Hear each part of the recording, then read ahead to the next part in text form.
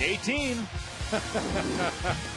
Another great day for baseball here at Wrigley Field. Wind blowing straight in. Good day to pitch. Hopefully for Randy Wells and not Johnny Cueto. Most days that Randy Wells has taken the mound this year, it's been a good day to pitch because he has been that good this season. Let's look in on the Red Southwest starting lineup. Randy Wells will face. They've had a weird trip. Won the first 3. They've lost their last 5 and have scored just 12 runs during the losing streak. Joey Votto with 2 hits yesterday, but took some tentative swings in that game. Other changes, you have Adam Rosales from Chicago. He's playing short. Corky Miller will do the catching. Take a look at the Cubs defensively today. Bobby Scales getting another start in left field. Kosuke Fukudome over in center. Milton Bradley in right. Yesterday's offensive star, Aramis Ramirez at third base. Ryan Theriot at short. Andres Blanco getting the start at second base today. Derek Lee over at first. Giovanni Soto with a big home run in the game yesterday will be behind the plate today for right-hander Randy Wells. Looking for his 11th victory of the season. The stellar 2.84 ERA. Right-handed hitters have not had much luck against Randy Wells. The umpires, Paul Schreiber from Oregon, now lives in Arizona. When he has time off, he'll call the balls and strikes. Nart, West, and Rapuano. Ed Rapuano took one early off his right foot. He's at third today and seems to be moving pretty well. Maybe he did go dancing last night. We speculated that his dancing days were over after taking that foul ball yesterday, but he looks none the worse for wear today. Ed Rapuano is one of the most popular umpires in baseball. High energy guy. You love him working a game. Called strike. Wells to Drew Stubbs. Had a hit, walked twice, stole 2 bases in the opener, and he turns on one into the left field corner, and it's going to be foul. The wind's going to push everything that way toward foul territory.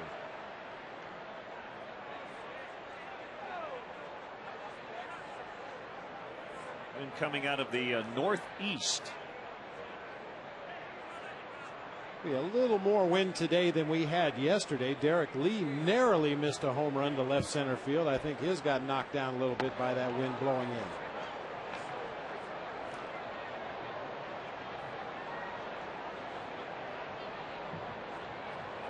A 1-2 pitch just off the outside corner.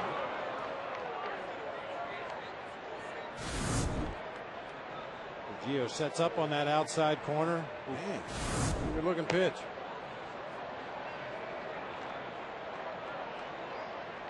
In the first at bat of the day, you do wonder if that's the way it's going to be all day, or if maybe Randy Wells would get that pitch a little later from Paul Schreiber.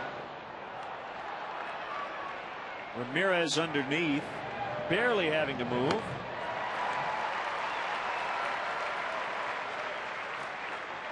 A reminder, today's telecast is presented in beautiful high definition, brought to you by Comcast. Let's put it this way, Bob, that pitch, that borderline offering that was not called a strike, if Randy continues to hit that spot all day, he should have good success, because even if it's not called, I have a feeling a lot of Reds will go after it. That's a tough pitch to take with 2 strikes. That borderline knee-high fastball, maybe on the outside corner, maybe just off of the outside corner. It could be a very discerning hitter to lay off that pitch.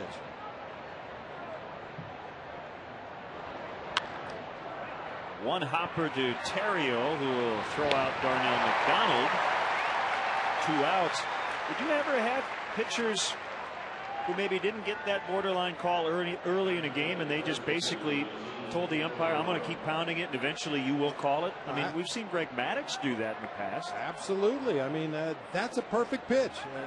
I mean, there are a lot of pitches that can be classified as the perfect pitch, but if a pitcher can command his fastball on the outside corner, low in the zone, you're probably going to have a lot of success over the course of the game. Either the hitter's going to take it because he knows he can't do damage with it, or he's going to swing at it and put it in play weakly. So even though you don't get the call early in the game, that's a pitch that you have to continue to use. Speaking of putting the ball in play weakly, as Joey Votto is ahead in the count 3-0. Both of his hits were of the flare variety in game 1. The other 3 at-bats were strikeouts. Very uncharacteristic offensive day for Joey Votto against the Cubs. There's another weakly hit ball. It's caught by Terrio as they go down in order 1, 2, 3. The Cubs are coming up from Wrigley Field.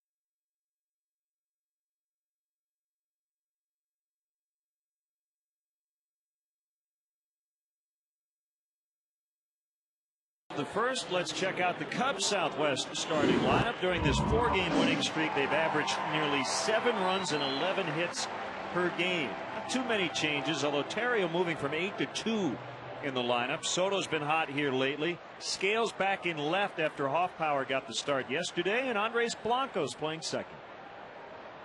Quick look at the Reds defensively. Gomes, Stubbs, and McDonald across the outfield today. Rowland and Rosales on the left side. Phillips and Votto on the right side. Corky Miller doing the catching today for right-hander Johnny Cueto. You'll see Cueto feature a sinking 2-seam fastball, a 4-seamer that he'll elevate up in the strike zone, throws a hard slider, and will incorporate a changeup as the game progresses. Only 23 years old. Got off to a great start this season, then had a brutal stretch in July and August before ending up on the disabled list with right shoulder inflammation. But since then, he's been pretty good in 2 starts. 2 starts ago, he snapped a 6-decision losing streak, which ran into that DL stint. During that skid, he had an ERA of 10.64 over 8 starts, including 2 losses to the Cubs, as Votto takes it unassisted to get Fukudome. One interesting contrast to keep your eye on in this ball game today, the mechanics of Johnny Cueto as opposed to the mechanics of Randy Wells. Randy Wells very much under control. A control pitcher, has to hit his spots, has to keep the ball down in the strike zone. Johnny Cueto, more of a thrower, really flies open from time to time out there on the mound. You'll see him falling off to the first base side. Big flourish at the end as he releases that pitch toward the hitting zone. And both pitchers very effective, but in their own way. 1-1 on the shortstop Ryan Terrio. He's batting in between Fukudome and Lee.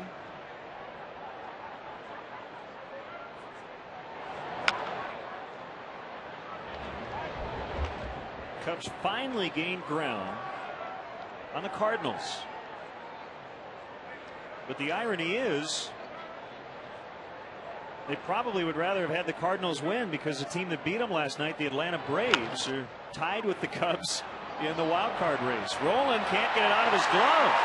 Is it literally stuck in the glove? No, but it felt like it for Scott Rowland. Yeah, Rowland played that into a tough in-between hop, and he kind of swipes at the ball right there, and you can see it sticks in the webbing of his glove. Tried to keep his momentum going, keep his feet moving toward his target, but just couldn't dig it out of the webbing of the glove in time. That'll go as an infield hit for Ryan Terrio. A one-out base runner for Derek Lee. The Braves shut out the Cardinals 1-0 behind Jair Jurgens, who's better than Joel Pinheiro, suffered his first loss since late June. Stubbs in right center makes a catch, so Derek makes an out. However, he's had a big week, and the Jaguar high performance of the week, Derek with two two-homer games on the last trip. 4 of his 9 hits in the last week were long balls. Scored 9 runs, drove in 6.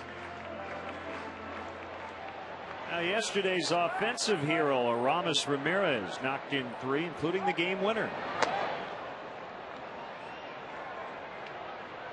Well, I touched on it briefly in the open of the show, Len. It really looked like Aramis cut down a lot on his swing yesterday. It was really more focused on making solid contact than trying to hit the ball out of the ballpark. Terrio was inching off of first when Cueto threw, and that made it a close play.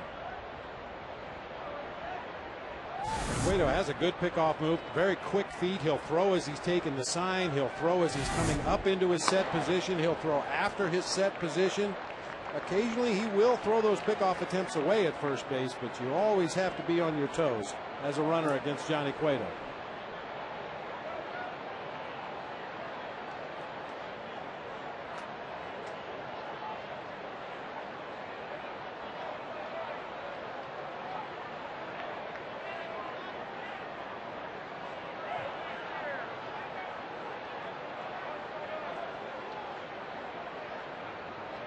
Cueto has a sign from the veteran Miller, swing and a miss. It's that good straight changeup from Johnny Cueto. Usually he waits till the second time through an opponent's batting order before he starts to incorporate that, but he saw what Aramis Ramirez did in the ball game yesterday. Goes to the changeup early today.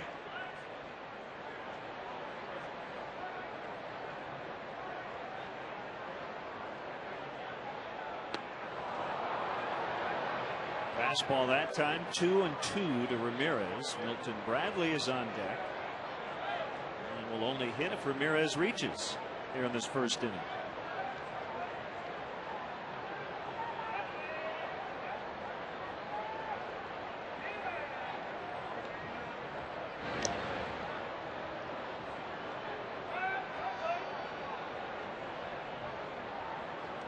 The Cubs have won 9 of the 13 between these two teams, including 5 of 7 here at Wrigley. Season series will end tomorrow. In the dirt, 3-2.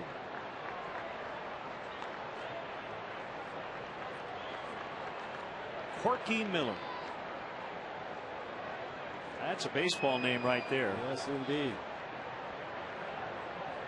So they have a Corky and a Porky. Juan Lopez, their bullpen coach. Runner going on the 3-2, and it's rolled foul.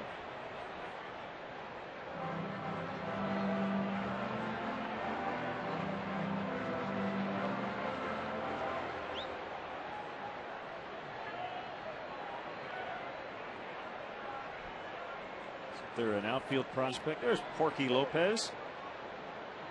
Gorkis Hernandez. Gorkis, Porky, and Corky.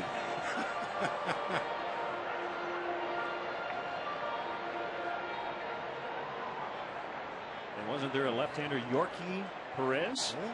Oh, man. We could keep this going, but we'd rather not. And then it would just be plain old dorky. Terrio runs again on a 3-2 and a foul pop. Out of play.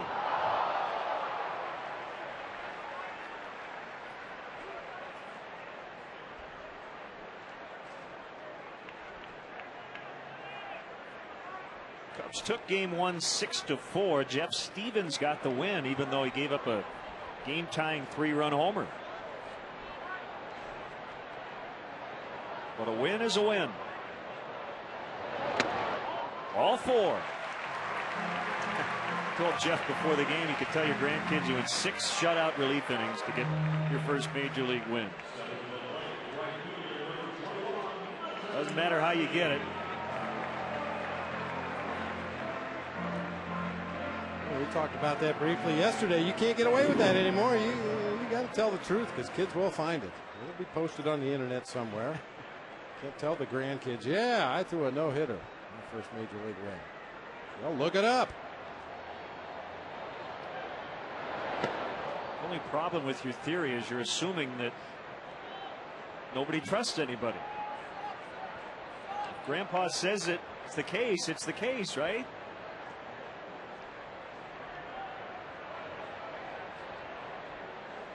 Yeah, prove it. Yeah.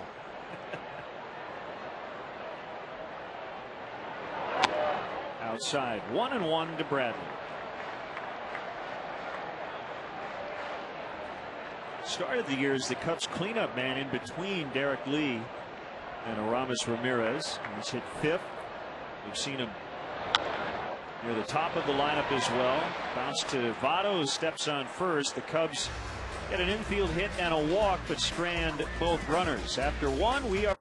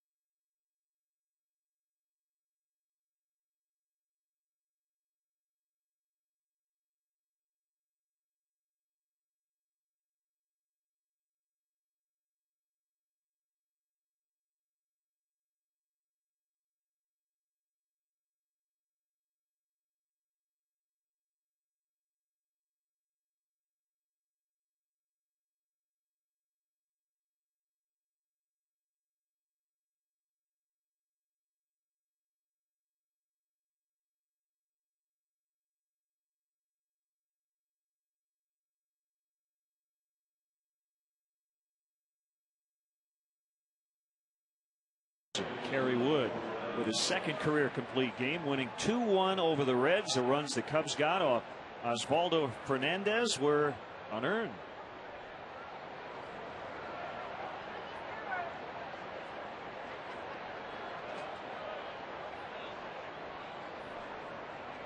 Brandon Phillips wearing number 4 and batting 4th in the lineup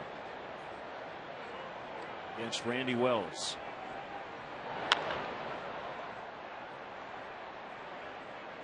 Bradley in right. Sun not a problem for him at the moment, but will be in a couple of hours.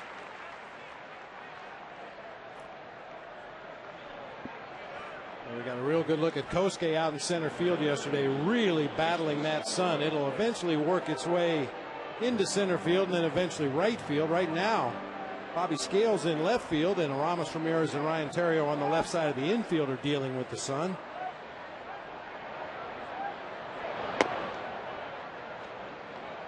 We see all different kinds of directional configurations around baseball. I'm trying to think of what the ideal one would be in terms of where home plate is with the sun. I suppose having home plate directly to the north isn't the worst spot for it, because the sun's going to be generally in the south going from east to west. I guess that would help out the defenders.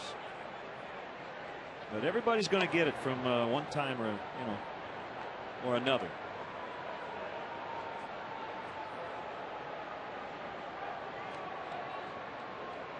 I could be way off base here, and I usually am.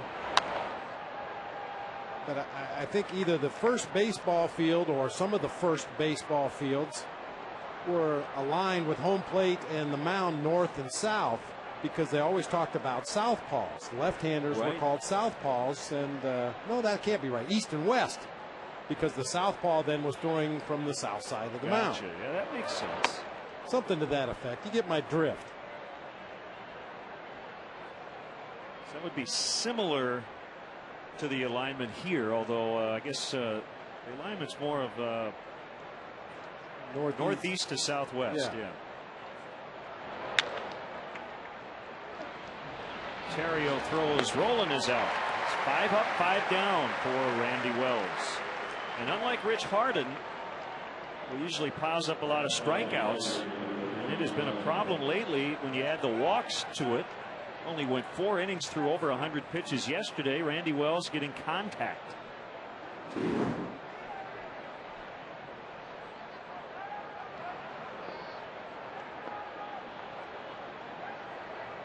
Johnny Gomes tied the game yesterday with a 3-run homer off Jeff Stevens.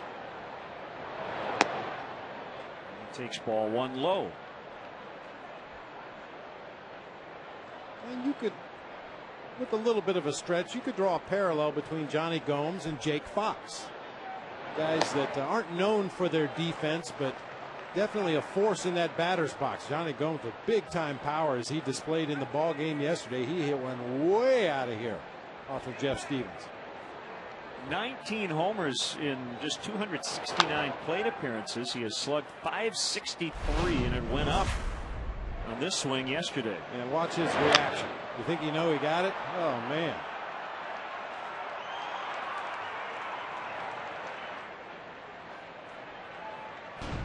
I mentioned there wasn't a lot of wind blowing in the ball game yesterday, but it wouldn't have affected that one at all.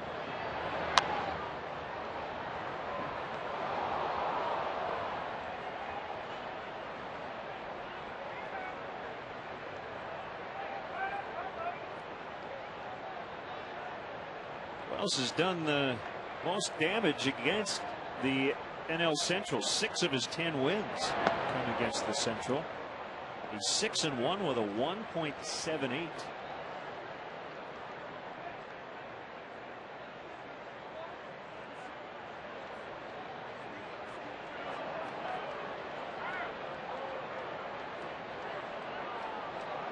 Based on where the rotation is right now, his next scheduled start would be Thursday against Milwaukee, so he would miss that Cardinal series, but the Cubs could reconfigure if they want to.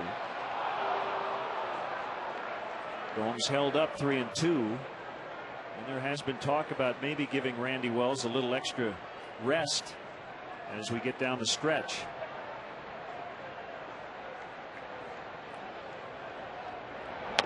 Ball 4.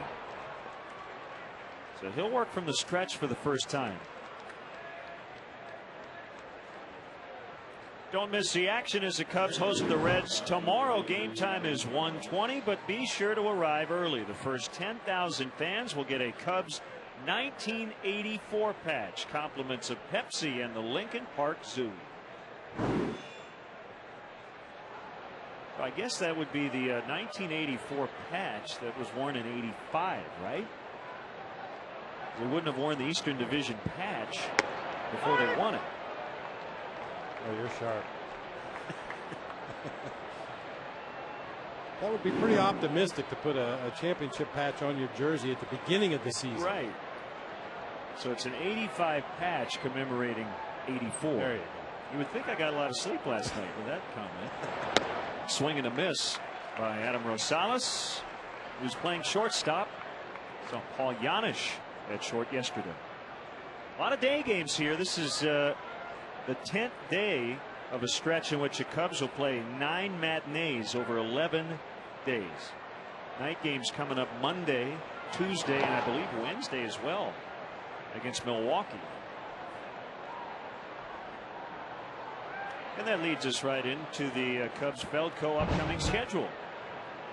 So 3 straight night games here at Wrigley, and then the day game Thursday before the Cubs hit the road for their final trip of the season. Hard to believe. That's tapped, and Wells will throw out Rosales to end the inning. A 2-out walk, but no runs. Bottom 2 early on, no score.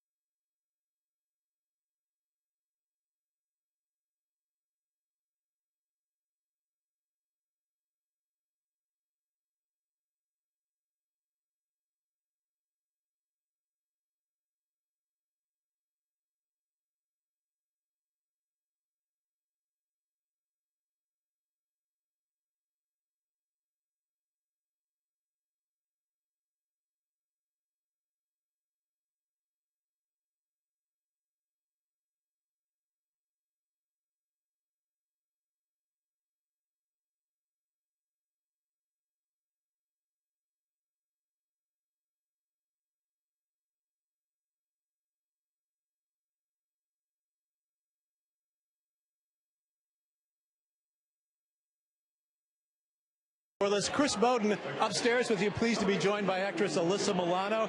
And she's not just an actress, she also has a fine fashion sense. And that's what brings you here to town this weekend, other than being at Wrigley, right? Yeah, I had an appearance yesterday at Fans Edge at Northbridge. And, I'm very excited to be at Wrigley, though. Beyond the clothing line, it's all about Wrigley today. Your clothing line, especially for other women baseball fans like yourself, and you can see it through MLB Shop on Vandalia, right? And the line is called Touch, right? It's called Touch, yeah, and it was basically an idea that was born out of necessity. I'm a huge baseball fan, and what do we got here? Oh.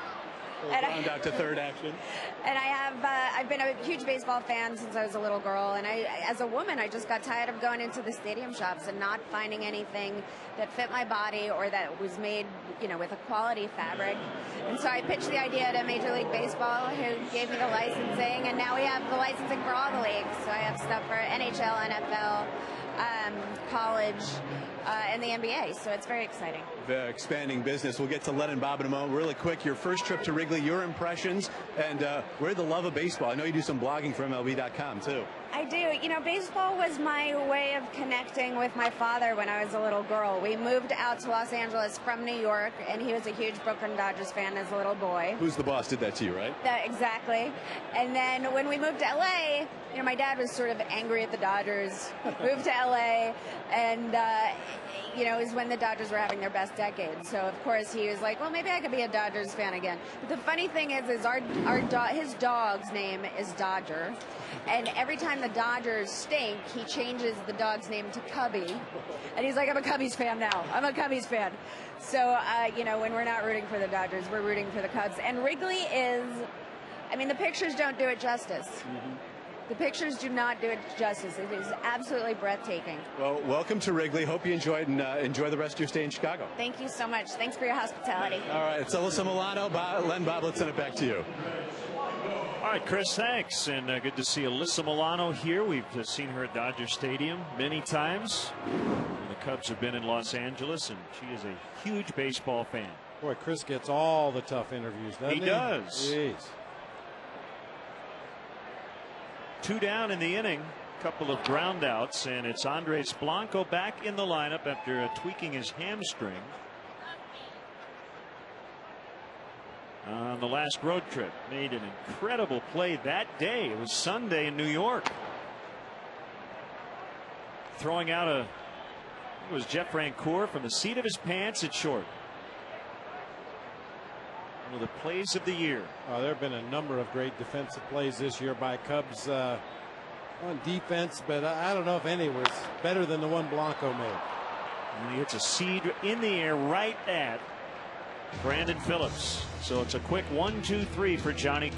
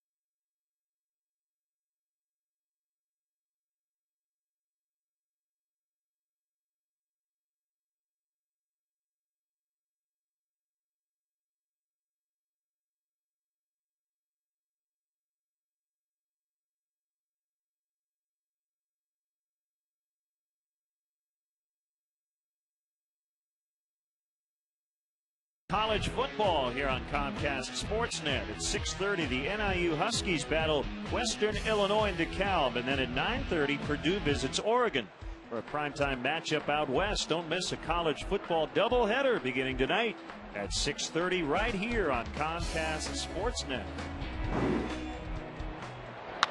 Seasons overlapping here, baseball and football, as Corky Miller has the Reds' first hit.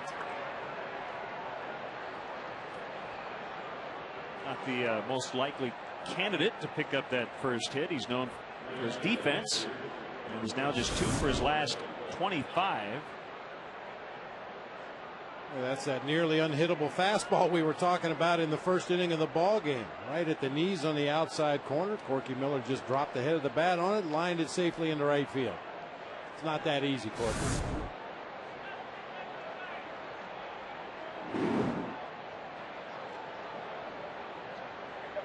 Cueto will try to move that runner into scoring position. Already squaring, and he gets it down. Derek Lee is going to bobble it, and the runner's safe. Oh, Derek mad at himself. Sacrifice for Cueto, an error on Derek, who I think took his eyes off the ball. He was thinking about second base, dropped it, and then didn't have time to get Cueto. Yeah, correctly thinking about second base. He got to that bunt quickly, and with Corky Miller, the catcher, running from first to second, Derek wanted to try to get the lead runner. But in his haste, he lost the handle on the ball, and then after that, maybe just a little too slow recovering, because Cueto was busting it down that first baseline and legs it out. 5th error of the year on Lee, and Randy Wells is going to try to pick him up now. They're still expecting Stubbs to lay down a bunt. Corner men are in.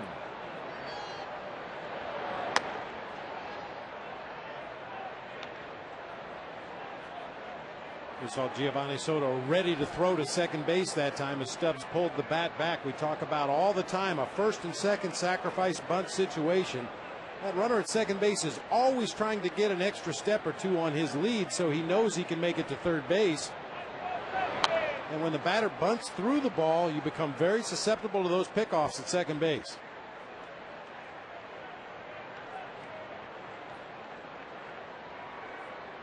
Well, base runners are base runners, and it's never good if with a team on defense, but they do have the catcher at second and the pitcher at first. So the Cubs do have a chance to get out of this thing if Wells can get a ground ball or two. 1-2 on Stubbs.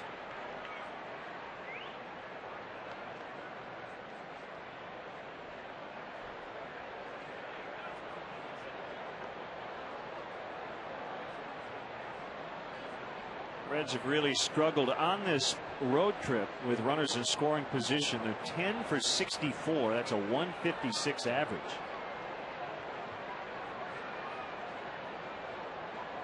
Kick the 1-2 pitch. We'll do it again.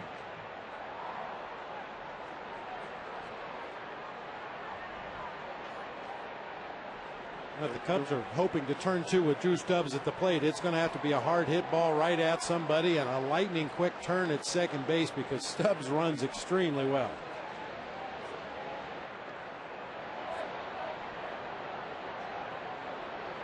Wouldn't be an awful time for Randy's first strikeout of the day either. 2-2.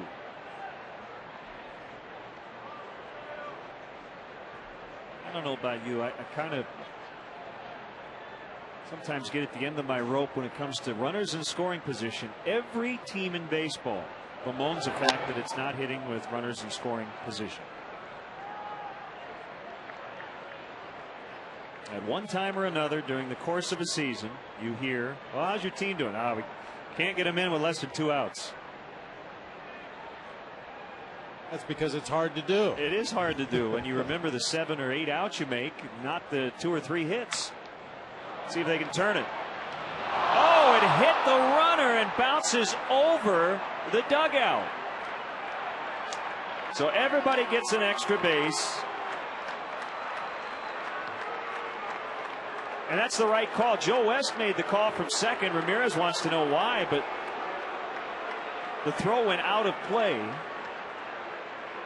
And actually a throw is 2 bases. And because the runners weren't not yet to the next base, the 2 bases for a guy at first, for instance, would be third. It's the right call, and Lou's going to come out and ask Joe West about it.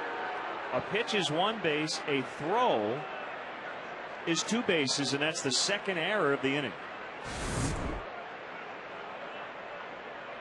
You see Miller coming right in line. Boy, I hit him right in the helmet. That's using your head. I mean, Corky Miller did not do anything to go out of the baseline. He didn't intentionally interfere with that throw. He just happened to be right in line with Ramirez's delivery to second base. That ball bounced about 6 or 7 rows behind the Cubs dugout after it hit Miller in the back of the head. I think Lou is just getting an explanation. There's really no argument to be made. That's a pretty basic rule. And the Reds lead 1-0, and they have him at second and third with nobody out.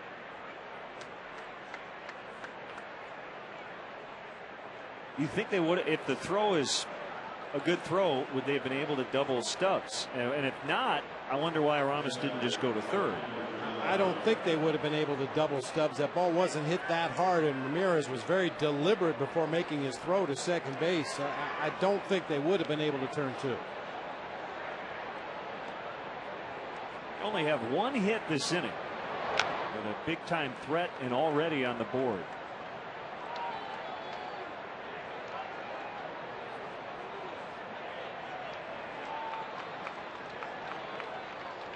When you think about it, it's surprising that doesn't happen more often. The runner getting in the way inadvertently of a throw. Ground ball. And the throw's going to go to the plate. And Cueto tagged out by Giovanni Soto. Nicely done by Ryan Theriot. We'll get another look at it. Was Cueto running on contact, or was there hesitation? Thought maybe there was a little hesitation on his part. We'll see. He was actually going back to the bag at third, and he hesitated also. That was a good pickup right there by Ryan Theriot to notice Cueto breaking late down that third base line and take that throw to home plate to get the out. Yeah, that's why managers don't like to have pitchers running bases. They always do something funny.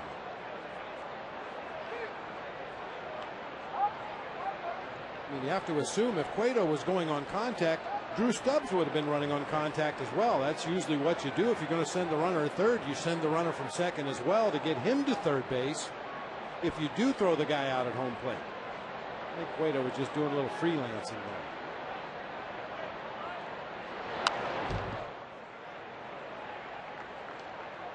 And once again, Giovanni Soto looked like he was winding up perhaps to make a throw to second base before that ball was fouled off. Real active behind the plate in the early going today. 2 strikes to Joey Votto. Strange half inning.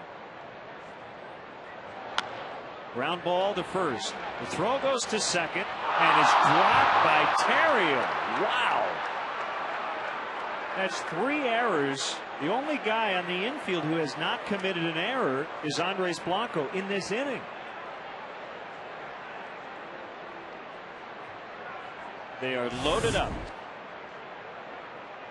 Oh, once again, just trying to hurry too much. Theriot trying to get out of the way of the runner, went to the inside part of the bag. That ball hit him on the heel of the glove and dropped out. He never got a bare hand on that ball.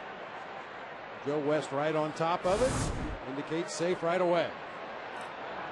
Well, there's no good news when it comes to 3 errors. The only silver lining is I think Randy Wells is as poised as any of the veteran starters, for that matter, on this staff. Very rarely gets rattled, and trying to limit the damage. Right now it's fair, and it kicks foul.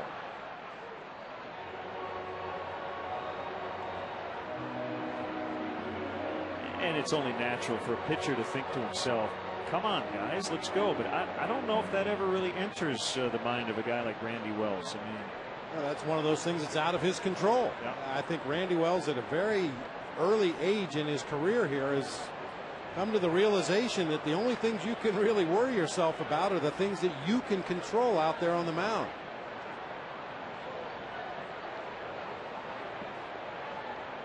And he has done his job. He's thrown ground balls when he's needed ground balls. Unfortunately, the defense hasn't been able to make the plays.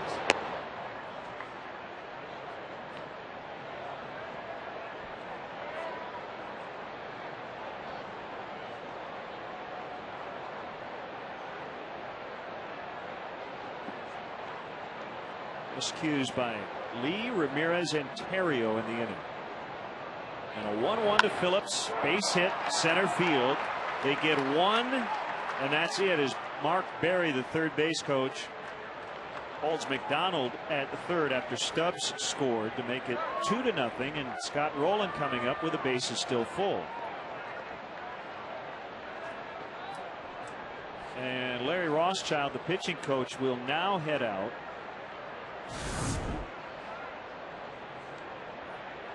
A rare mistake that time by Randy Wells. Got a pitch up and out over the plate to Brandon Phillips, a guy who has grounded into 17 double plays this season, but got an elevated fastball, drove it right back up the middle of the field to play to run.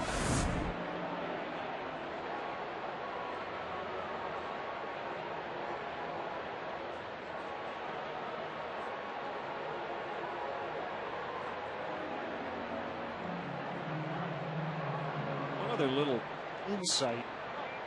I can't guarantee it, but I have a pretty good idea. You know, while fans watching everywhere right now are commenting on how this inning has played out, I bet you Larry never mentioned the errors to Randy when he went to the mound, and I bet you he doesn't mention the errors to Randy the rest of the day. They may talk about it after the ball game, but a pitching coach's job is to talk about what do you need to do to get out of it.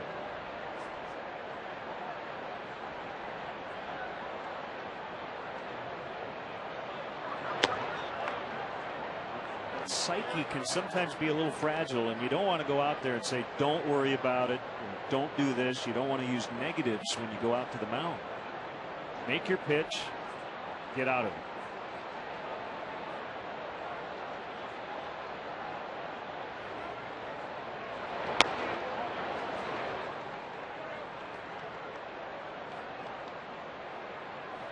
(2-0) on Scott Rowland as the Reds lead 2-0 here in the third.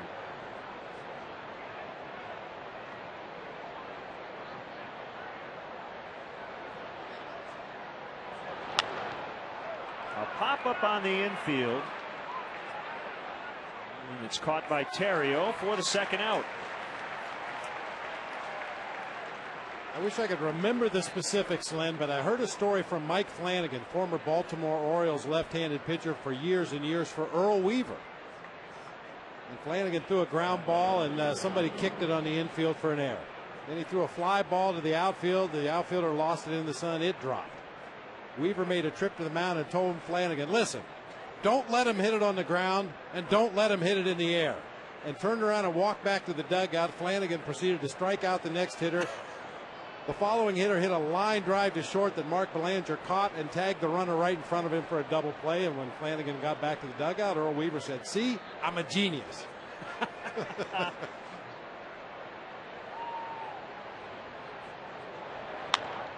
Johnny Gomes down the right field line. Bradley drifts over, makes the catch in the foul territory. That ends the inning. And again, 2 runs, but it could have been a whole lot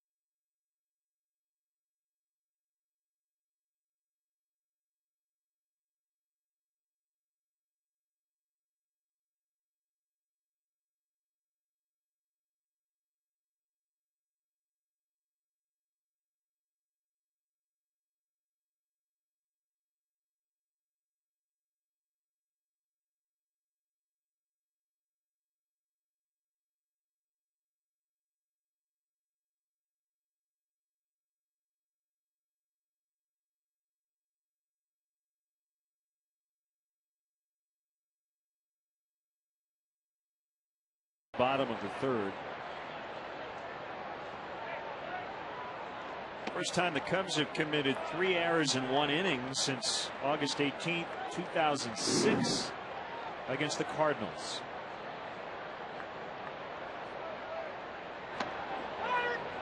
Two and one the count.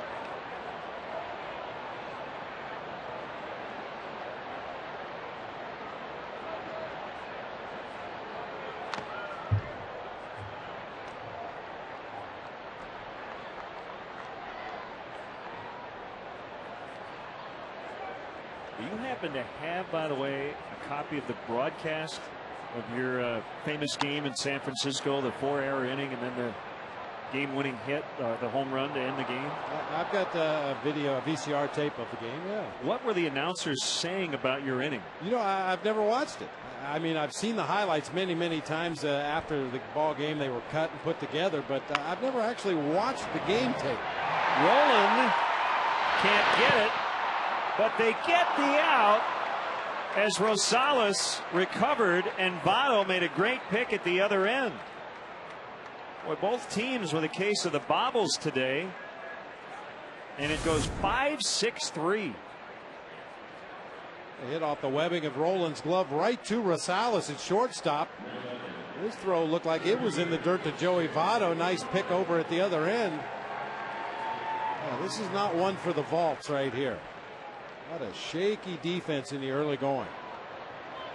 I've never actually watched the entire game tape, and the Braves didn't have their regular baseball crew doing that game. It was late in the season, in September, obviously, and I think Eddie Matthews was the color analyst. I'm not even sure who was doing the play-by-play on that game. I'm afraid to hear what they said.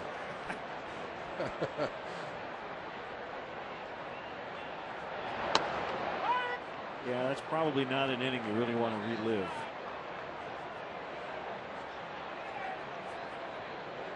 But the ending was great. All's well that ends well. Well, that was one of those rare moments. You hear guys talk about it all the time, basketball players that get in a zone and everything they throw up to the basket hits nothing but net. You see golfers that make 25 and 30-foot putts throughout the course of an afternoon, and they talk to them afterward and they say, I was just in a zone. It felt like somebody else was doing it and I was just there observing. Well, that's the way I felt after that 4-error inning. Like I was above the stadium watching somebody else play the rest of the game. Ground ball. Phillips with a nice backhand, the spin, the throw, and the out. 2 down. Well, I think the last half inning does illustrate, and you certainly felt it that day back in, 1986, that these guys are human beings, and sometimes it gets between your ears, and we've not seen the Cubs defensively have an inning like this all season, for sure, and hopefully we don't see it again.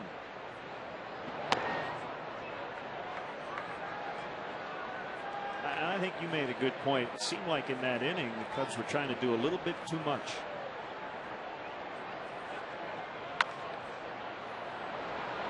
Terrio hustling, but he's going to be thrown out by a mile by Scott Rolen. So 3 ground outs, couple of nice defensive plays by the Reds, who lead 2-0.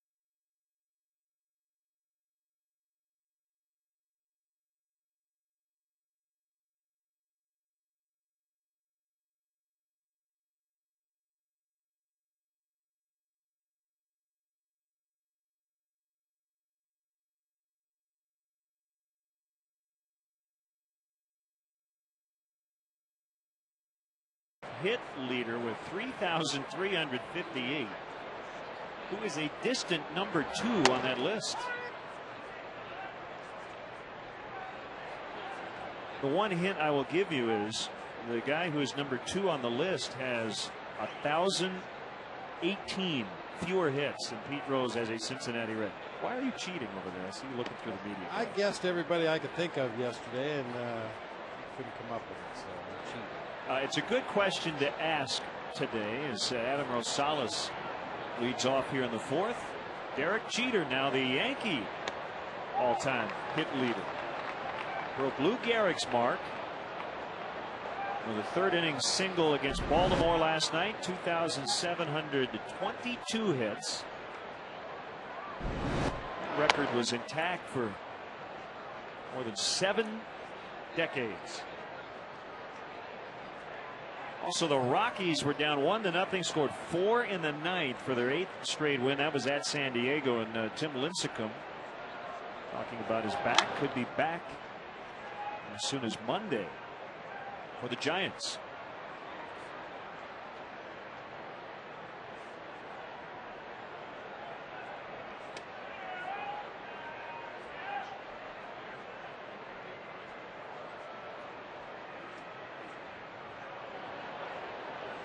Wells with a 2-2 pitch. Comebacker off the foot of Randy and past Blanco, who had vacated his spot as that ball originally was targeted toward center field.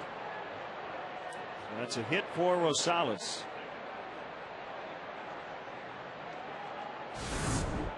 That's a problem with those deflections off the pitcher on the mound. You'll see Terrio and Blanco both breaking toward the middle of the field where they thought the ball was headed, after it deflects off Randy Wells and went right back to the spot that Blanco started from.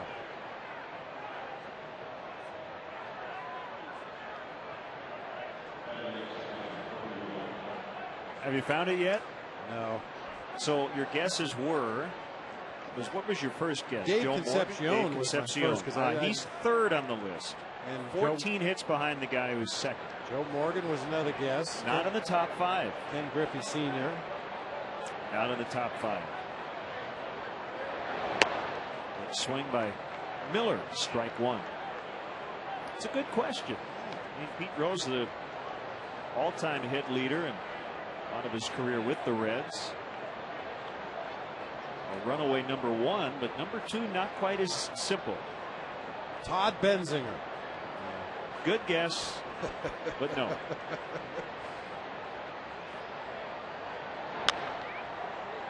Out of the shallow center, Fukudome and Blanco, and it's Blanco to make the catch. Nice spin and throw, but Rosales back to first.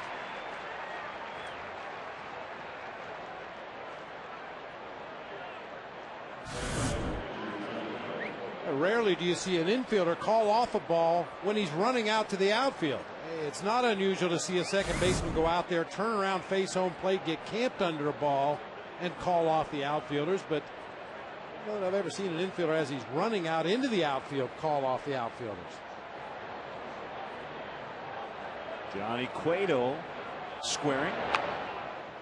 Bunting to Derek Lee, and this time he's going to pick it up with 2 hands and tag Cueto. So he has 2 sacrifice bunts, lifting his season total to 6. What the errors do, though, is they do get guys back to the basics, which I guess isn't the worst thing in the world. No.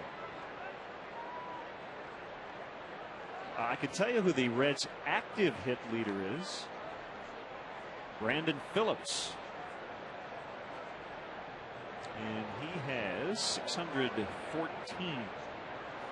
That was as of a couple days ago, according to BaseballDailyDigest.com. They have all the hit leaders for the different teams. They had a pretty interesting question as well, which we can get into after we answer the Aflac. Stubbs hits it foul.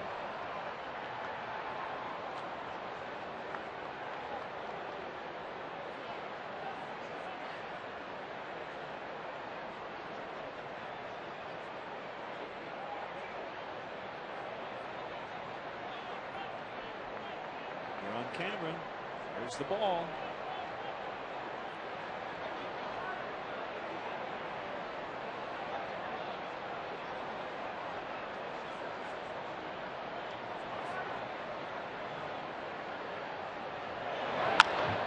Bouncer up the middle. Terrio ranging to his left. The throw is late.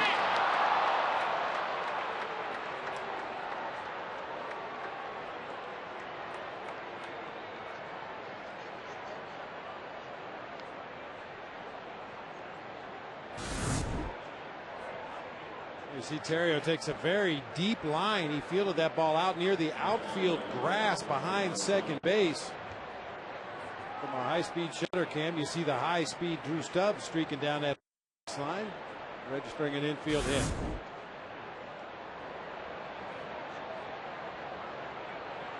First and third, and it's McDonald taking a strike. You want the page? Yeah, that would help. I'm not real familiar with this Reds guide, and I found everything but what I'm looking for. All right, I will give you a hint. Not from the Big Red Machine era, more recent. More recent? Yeah. Oh, I think I have it.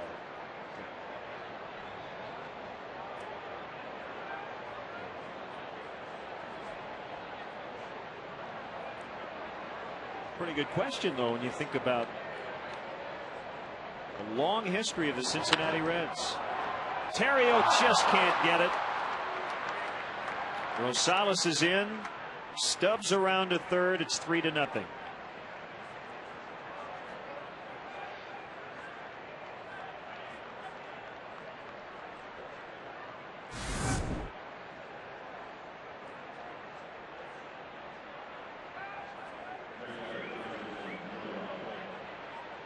Terrio moving several steps to his left, just couldn't quite get there. Ball wasn't hit particularly hard, but just squeak it through into center field. Rookie David Patton, who got up very early yesterday in the first inning, in fact, as Rich Harden struggled, has gotten up again early today.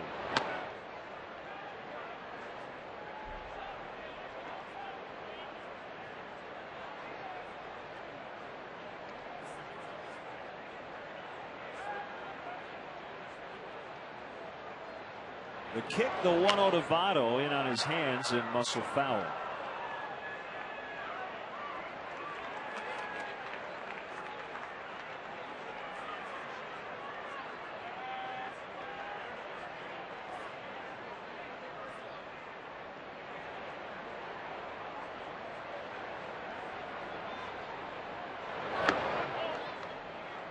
A couple of other games going on right now. The Orioles are in New York. They got a second inning grand slam from Brian Roberts off A.J. Burnett. They lead the Yankees 6-1 in the top of the fourth. And Oakland leads at Minnesota 2-1 in the bottom of the third.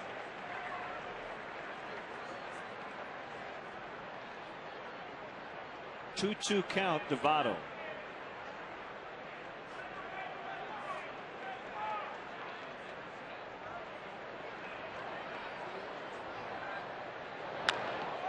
Ball to Lee, kicks off his glove. They get another run.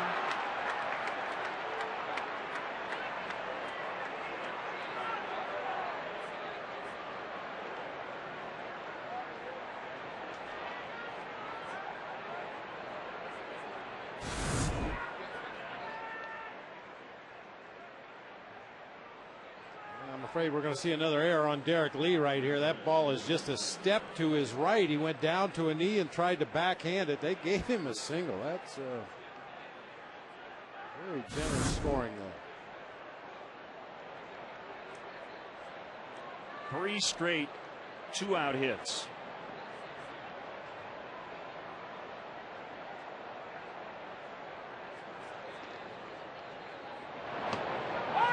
Strike that popped out of Soto's mitt. You know, Len, I talk all the time about the rhythm of the game, and sometimes it's real apparent that an individual player is just a tick behind where he needs to be. At the plate, defensively, what we're seeing is a collective out of sync ball club right now. It's so odd to see Derek Lee make physical mistakes on the field. Ryan Terrio drop a routine throw. We've seen a little bit of everything defensively here. Just a little out of sync with the game.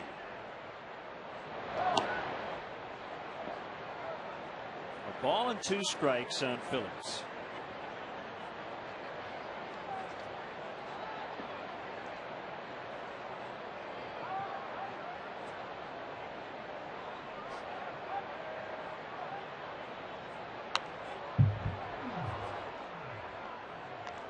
I've had this argument with a lot of people about strikeouts and how sometimes they're overrated.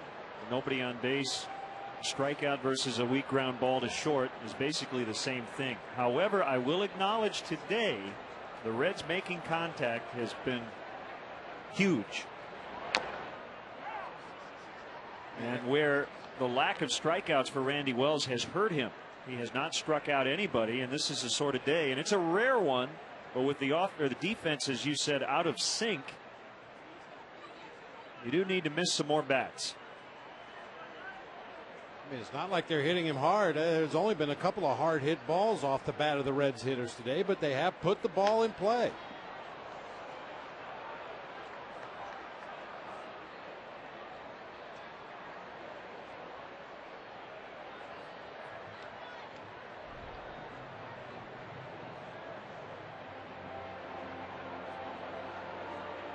Pitcher and catcher will discuss it.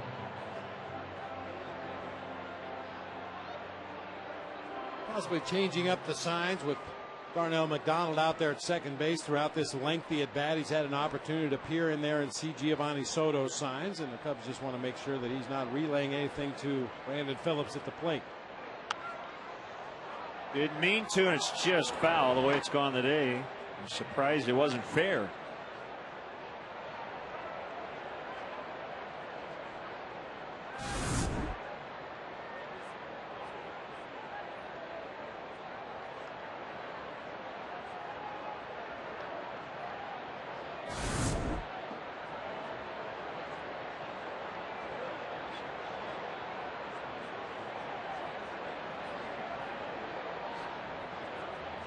Ready for another 2-2. Soto wants it down.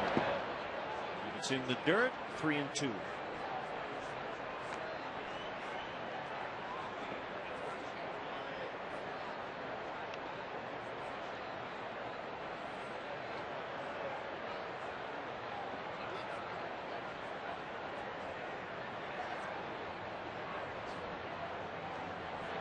Runners go, and that's hammered foul.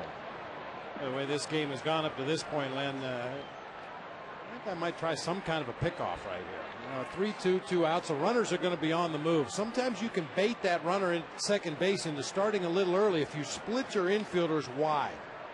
Let the runner at second know that nobody's close to him at second base. He'll take an extra step or two on his lead and then do that inside move to second base, hopefully catching him breaking to third base early. Ball 4, and the bases are loaded.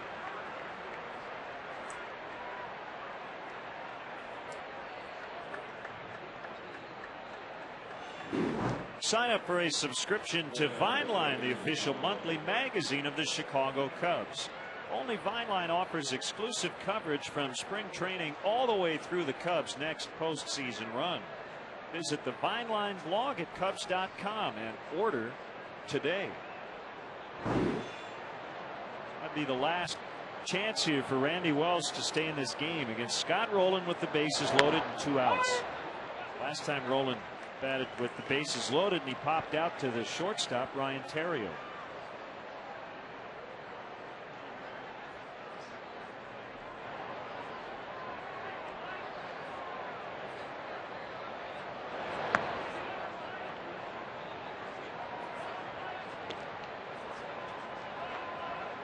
Rowland back in the National League. He was acquired from the Toronto Blue Jays. Raised some eyebrows around baseball, but bringing a veteran in, and the Reds, with him signed through next year, kind of looking ahead, even though they acquired a veteran.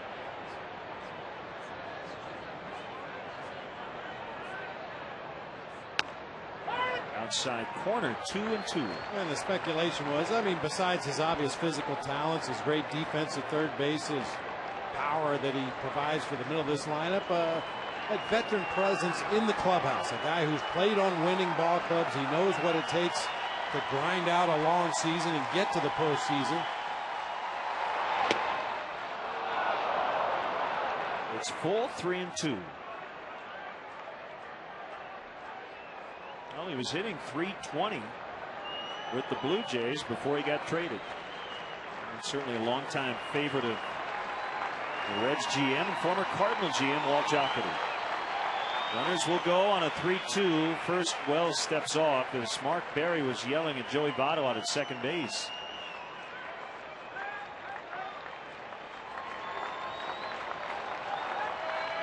There they go. Ball 4. He forces in a run. And it's 5-0, and Lou is going to go with David Patton.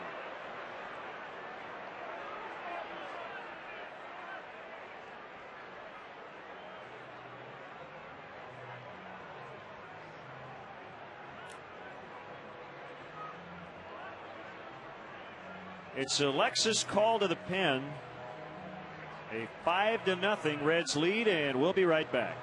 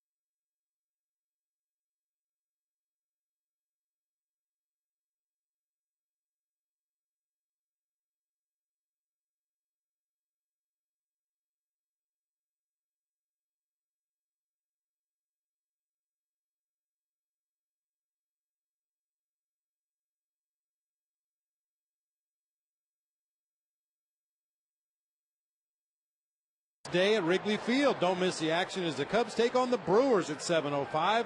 Lucky seat winners will win great prizes throughout the game, compliments of Van Campen Investments. Rule 5 pick David Patton making his first major league appearance since July 4th. He was activated for the DL on September 2nd. It was 10 days ago. He was out with a right groin strain. He missed basically 2 months. 1-0 on Johnny Gomes. Randy Wells tying his shortest career start, 3 2/3 innings. Victimized by sloppy defense in the 3rd inning. They didn't hit really anything too hard in the 4th. The hardest hit ball was the one that went off his foot to start the inning. 2-1.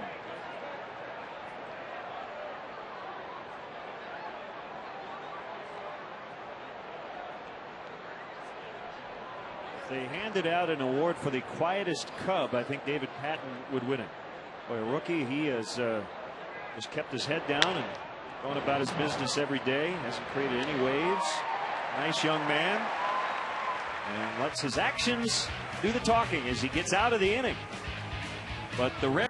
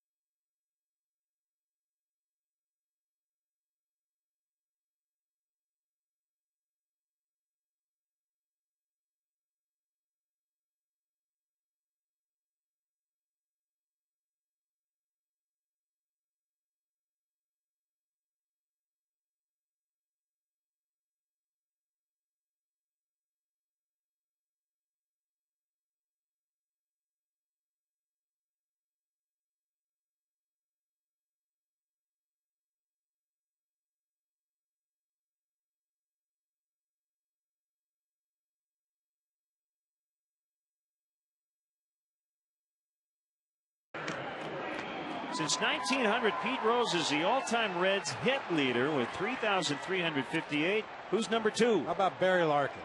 Ding, ding, ding, ding.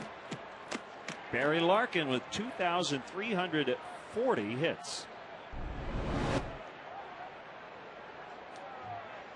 A lot of the big red machine guys on the list, but Barry Larkin, number 2.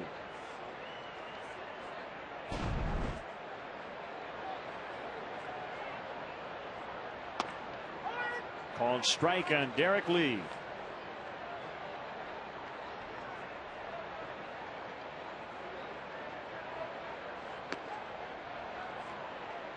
Well, the good news is, Len, the same guys that make mistakes on defense are the guys that swing the bat. So you have an opportunity to do something here to get the team back into the ball game. A lot of baseball left to play today.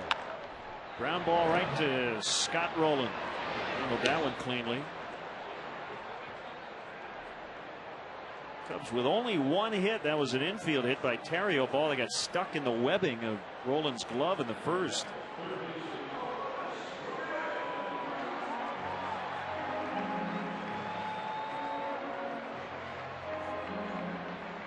Let me ask you this, partner. Do you ever envision a day when a team will have an offensive lineup and a defensive lineup? Happens in football. You know, you put your 9 best hitters out there and let them swing away, and after you make 3 outs, you send your 8 best defenders out there behind your pitcher. Wow. That's an interesting idea. Well, we were talking recently about if you had enough young kids, both position player wise and bullpen wise, with lots of options, you could time it out based on the parks you're playing in, particular pitching matchups where you kind of shuttle guys back and forth from AAA based on the matchups. So that kind of plays into your offense defense lineup. It's worth discussing, at least on a philosophical level. You know, there have been a lot of players who washed out of their careers rather quickly because they couldn't swing the bat well enough to justify a roster spot, but they were great defenders. There were a lot of great hitters that just wore a glove to keep their hand warm. They couldn't catch a cold. Didn't Mark McGwire one year, and he was battling some sort of injury, could not play defense? He batted like second in their lineup and then came out immediately. And Tony made a change after he had.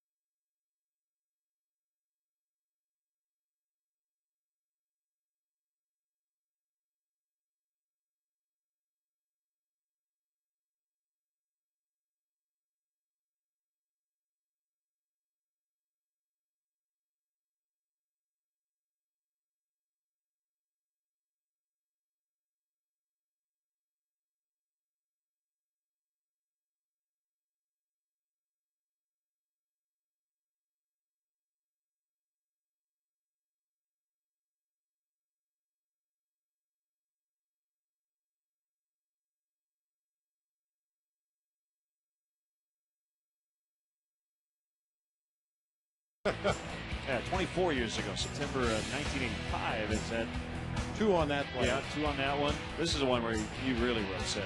Right here. Right. Oh, But that's how it ended off Paul Ossenbacher. Great finish. Oh, what a day.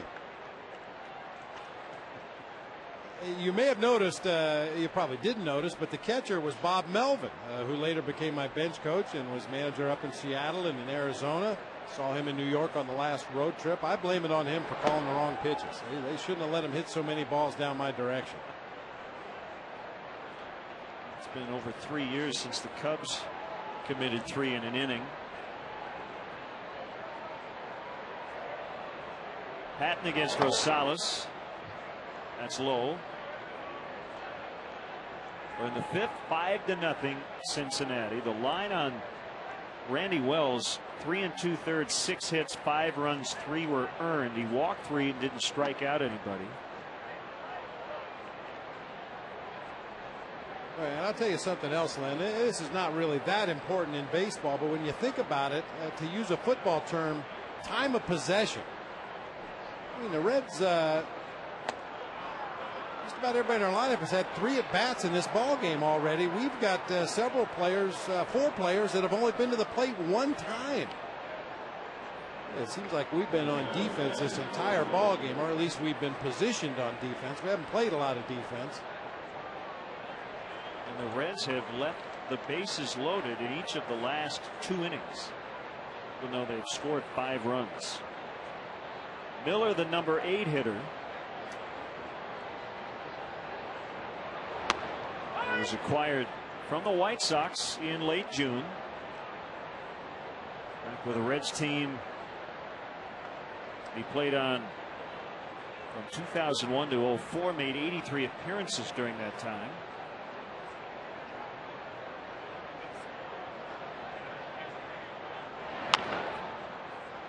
And a pop-up right field line. Good slide and attempt by Blanco, but he can't get to it.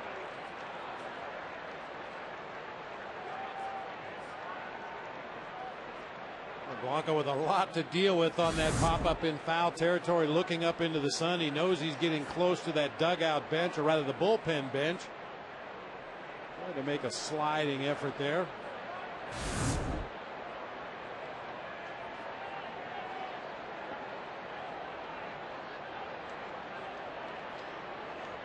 Oh, 2 on Miller. Rosales with a good lead at first. Late swing by Miller. So with Rich Harden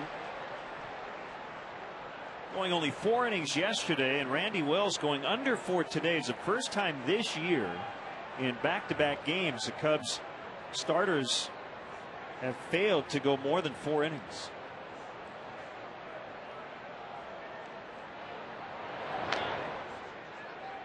I guess the only fortunate thing about that is it happened with the expanded rosters, so the Cubs are fairly well covered. We did not see Angel Guzman late in a setup role with a lead,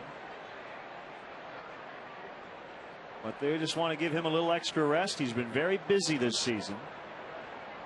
As you said, Esmail Caridad's going to get some more chances, it appears.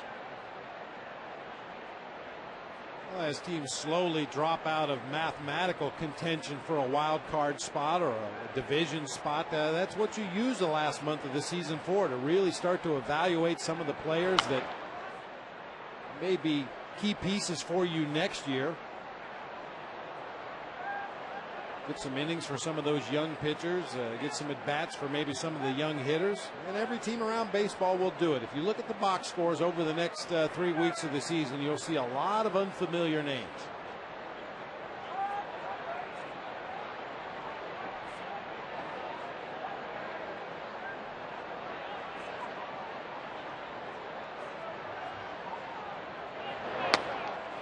Called strike 3.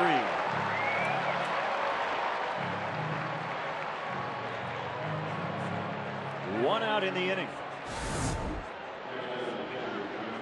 Knuckle curve or spike curve, whatever term you choose to use. The middle finger of his right hand lays on the seam of the baseball, and the index finger is kind of held by the tip of his finger, which causes that knuckle of his index finger to stick up in the air off of the baseball.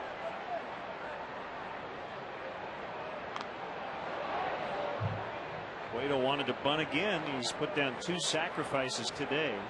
All right, how about to continue the conversation about the offense defensive lineups? What if you had maybe 3 different spots instead of a lefty righty platoon, an offense defense platoon?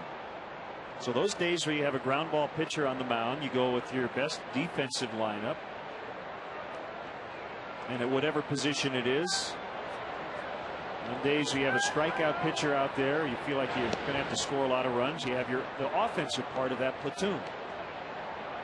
You know, like a Jake Fox, Sam Fuld platoon, something like that, regardless of whether it's a righty or a lefty on the mound. And I believe that's been done to some extent different places. I know when Randy Johnson used to pitch for us in Arizona, we made sure to have our best defenders on the left side of the diamond. Is being a lefty, throwing that hard slider that Randy Johnson used to throw to the right-handed hitters, and he always faced a heavy right-handed lineup. You knew there was going to be a lot of action on the left side of the field, so we wanted to make sure that we had our best defenders on the left side of the infield when RJ pitched.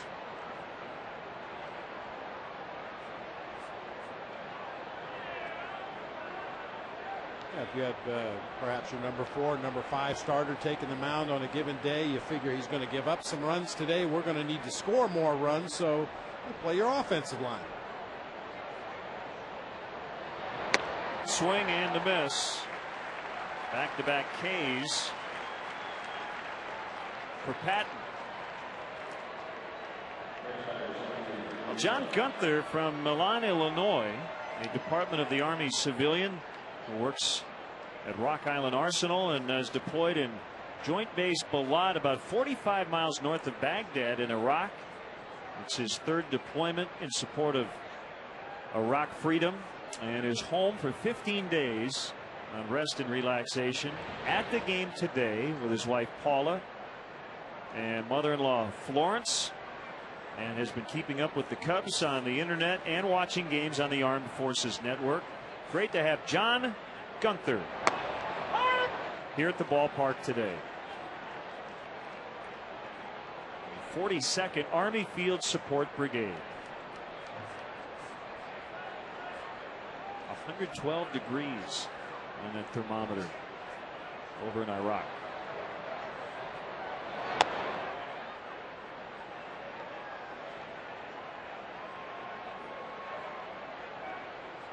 One ball, one strike to Stubbs. Rosales walked to start the inning, but then Patton engineering back-to-back strikeouts. Cubs actually got Patton from the Reds, but he was with the Rockies organization. Trade was made on Rule 5-day. Rosales is in.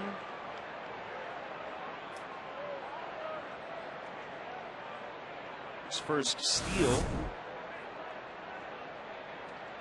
What a great jump by Rosales, but he really accelerates into that head-first slide. I'll tell you what, this may be the worst year I've ever seen in Major League Baseball for guys sliding into bases. The idea is to slide to the base, not through it or over it or sideways, roll across it. And I'm not picking on Adam Rosales. We've seen it all around the league this year. Guys slide over the bag, are tagged out, slide so far wide they can't reach the base. A rainbow out in the right. Bradley retreating, and he has it right on the edge of the track for the final out. Halfway home, Cubs have a lot of work to do offensively, trailing the Reds 5-0.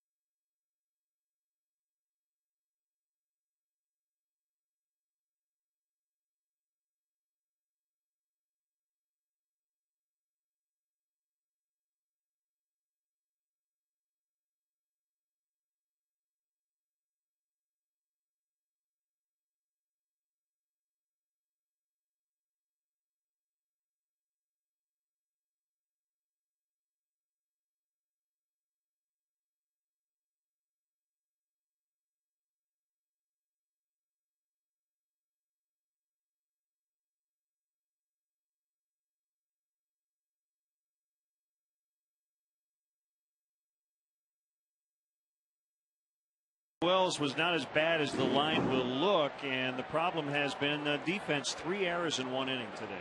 Yeah, it's tough to figure, Lenny. Just as I said earlier in the ball game, everybody was just a little bit out of sync today. A step slow getting to the ball, a step slow getting their hands on the baseball, and unfortunately, Randy Wells will pay the cost for that.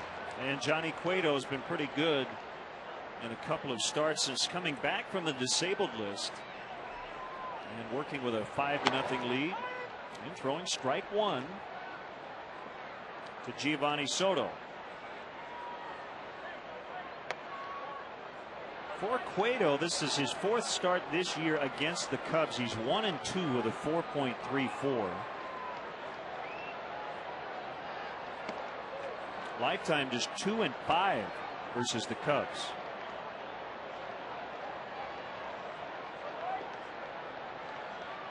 He had a 2.69 ERA on July 1st. But then over his next 8 starts, it ballooned.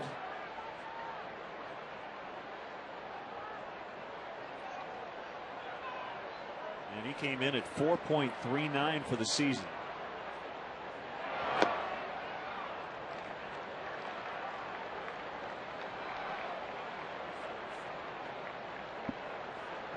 Right-hander Jeff Samardzija is up in the bullpen.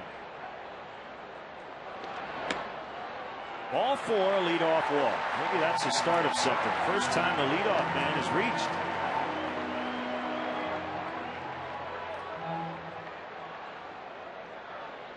Hey, Len, we want to wish a happy birthday to our good friend Julius Farrell, Cubs event operations and security coordinator.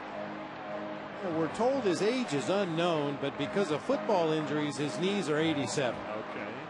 Happy birthday, Julius. Always good to see you here at the yard. Sometimes if you have knee problems, they end up being about 1 or 2 because you get them replaced. Yeah, get some new ones.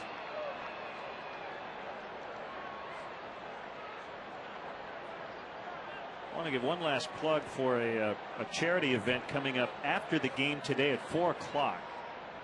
At nearby John Barleycorns there on Clark Street.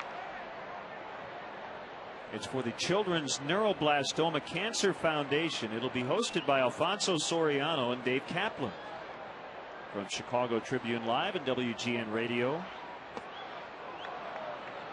So if you're in the area, come on over. And go to grandslamgala.org for more information. Neuroblastoma is an aggressive form of childhood cancer, so they're helping raise awareness and funds for the foundation.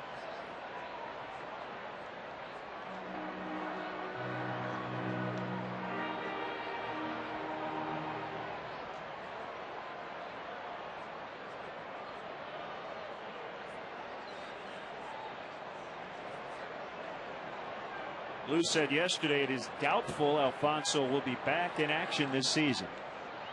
Pretty apparent he's going to have an arthroscopic procedure on his left knee in order to get ready for next year. Called strike 3 to get Scales for the first out. Just the second strikeout for Cueto. And thanks to the Menards grounds crew for taking care of the infield in between innings.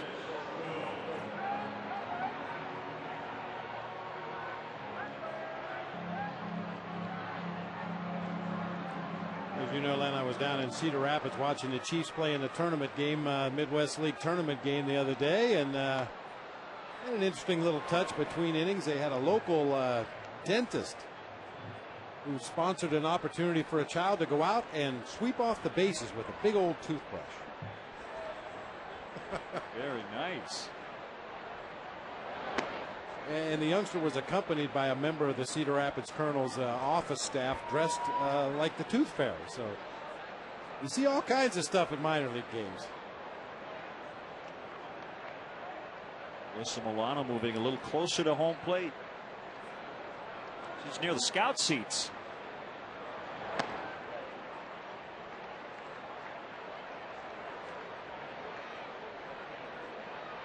I did not see it on the highlights, but there was a 6-year-old boy who ran onto the field at Comerica Park last night, the Blue Jays Tiger game. the end of the 7th. Jumped out of the crowd, ran to the mound, and grabbed the ball. Boy eventually was helped back into the stands. He was able to keep the ball, and according to the AP story, it sounded like the kid had misunderstood his father's suggestion to go down and try to get a ball, meaning go down to the railing and ask for a ball. He just went right to the mound. Blanco strikes out, 2 away. That's and easy, it brings up Jake Fox as a pinch hitter. Go get a ball? Sure. There's one laying right out there on the mound. I'll go get that one.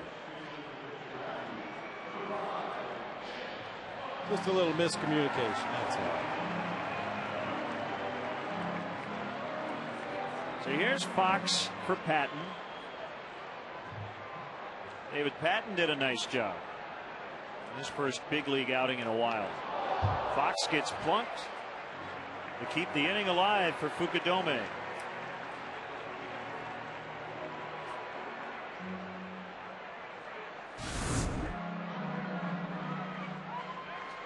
Ooh. I think I got him on the hand or the wrist area. Maybe just back away from it. Maybe on the fingers.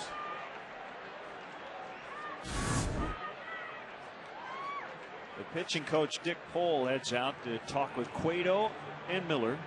No action in the Reds' pen.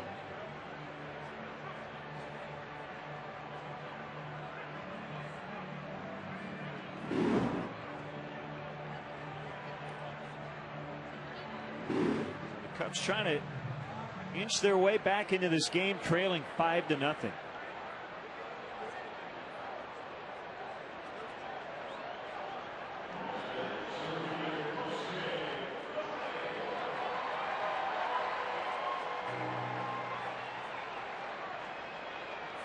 Still no hits since the first inning. Cubs only have 1 hit in the entire game. Swing and a miss, strike 1.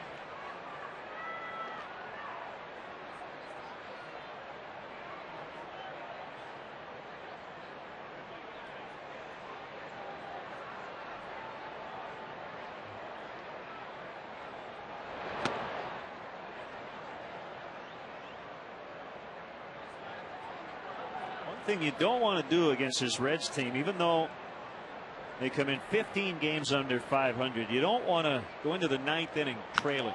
They're the only team in the National League that is undefeated when they lead after 8. They're 53-0. Closer is Francisco Cordero. He has 33 saves. I think the problem, Bob, is they haven't gotten to the 9th with a lead often enough.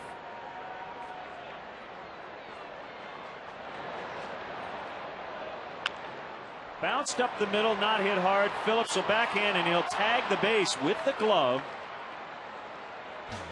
Nicely done by Phillips, and that ends the inning. Cubs lead 2. They trail 5-0 after 5.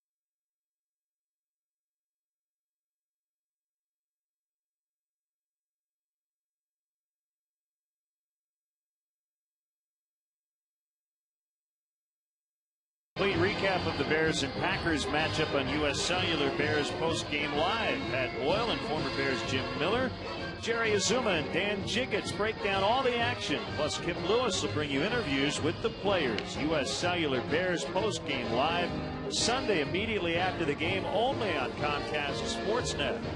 Fans' best friend. Jeff Samardzija back in the majors, working as a starter at AAA Iowa. And working in relief. Been a tough year for Jeff. He's been on that shuttle. Back and forth. But a learning experience.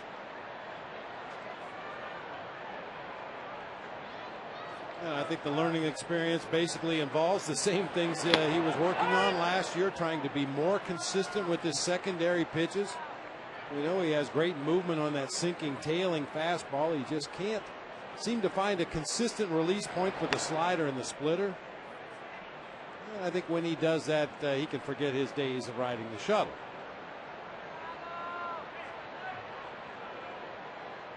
So he's been called up 3 times this year from Iowa. 1-2 on McDonald, who knocked in a run with a single in the 4th and later scored.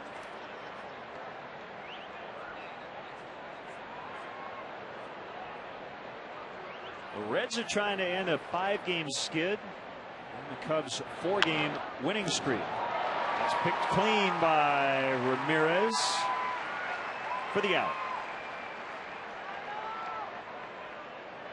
So McDonald lines out.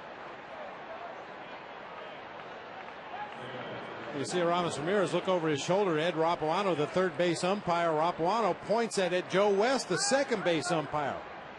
The third base umpire was actually screened by Aramis Ramirez's body. He couldn't really see whether he caught it in the air or short hopped it, so he asked the second base umpire, and Joe West gave the out sign.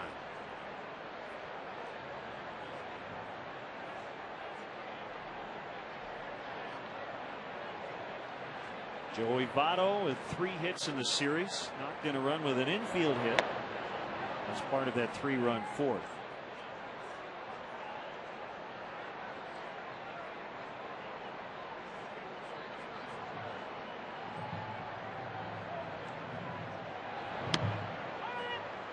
Good location, 2-1.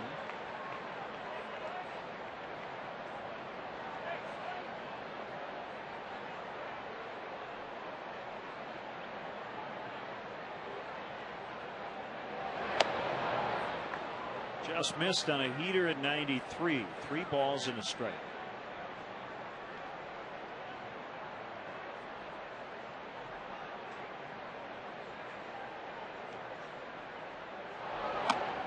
Swing and a miss. Good tailing movement on that pitch.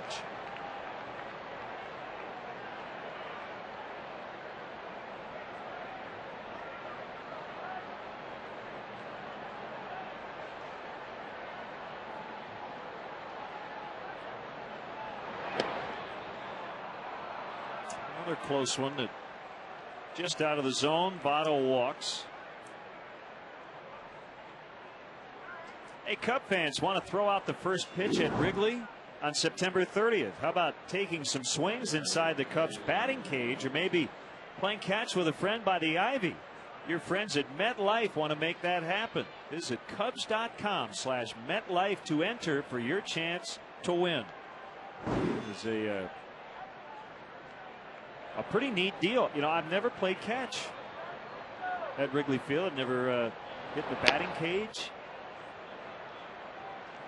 Which one would you do if given the opportunity? Throw out the first pitch? I'd do them all. No, it'd be nice to do them all, yeah. I don't mind taking some shots at the wall, the batting cage. I'll tell you, at this time of year, cork bat. Yeah. At this time of year at Wrigley Field, it might be fun to play catch out by the Ivy. You might get a couple dozen baseballs out of the vines out there if you plan it right. That'd be a lot of fun. A great promotion, so make sure you check it out. Cubs.com/MetLife for a chance to win. That's September 30th here at Wrigley Field. You know, you could see what it feels like to be Sam Folds. Get about 50 feet away from the ivy and run as hard as you can and jump into the bricks and make believe you're catching a home run ball.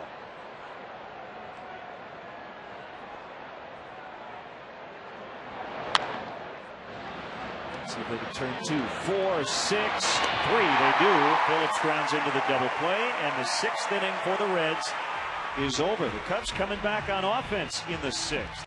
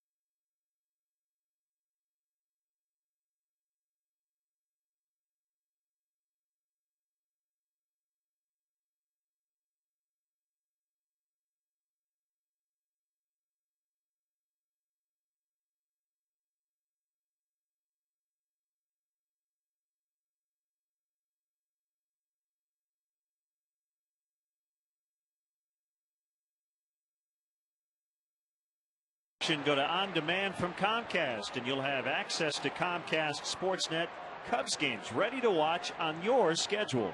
To find out more, call 1-888-4-BEST-TV. Len and Bob and our Comcast Sportsnet crew from Wrigley Field. Most fans are paying attention to the game. Some are just hanging out in the bleachers, taking pictures of each other. Well, if you are paying attention, it's time to go. Cubs need to get something rolling against Johnny Cueto.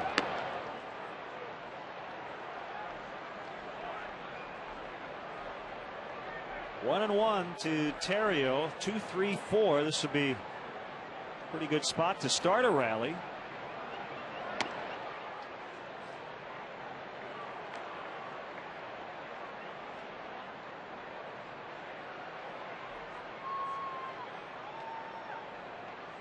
A lot of the notes columns written by the beat writers in the papers today and online are about Lou's comments regarding the leadoff situation next season. He indicated that Alfonso Soriano would not go back to the leadoff spot, and Lou hedged, and why not? He doesn't know what the roster looks like next year in terms of who will be the leadoff man. Now Kosuke Fukudome has done it a little bit lately. He wouldn't commit there. He said Fukudome is probably a top of the order guy. Terrio's a guy you can move around a little bit, but it's possible the Cubs could go out in the offseason, acquire one via free agency or a trade, and just say you're our leadoff guy. So nobody's really quite sure. Inside to Terrio. I think Fukudome, Bob, would be a really good candidate. But what would make him a great candidate in the eyes of Lou would be, as we talked about yesterday, maybe some more stolen bases. Or at least a higher stolen base percentage. Kosuke probably with the best eye of any Cubs hitter as far as taking his base on balls, working a lot of deep counts. He can bunt for a base hit, but just hasn't had much success either when straight stealing a base or in many cases was thrown out on the back end of a hit and run when the batter swung through the ball. Big swing by Lee, and he missed it. I think the other part of it with Fukudome in particular is he's not a straight platoon player, but against tough left-handers, Lou has gone to other options. And ideally, you'd have a guy who'd be your leadoff man either way. And what that would lead you to believe is they may at least look at some switch hitters who might be available on the market.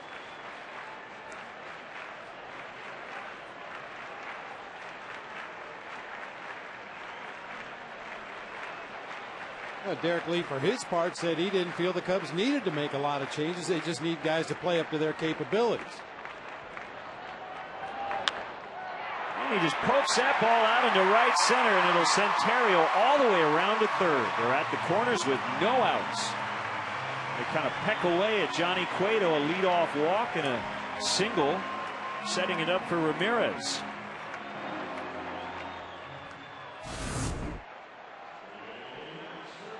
Kind of a defensive swing on a tough pitch, down low and away.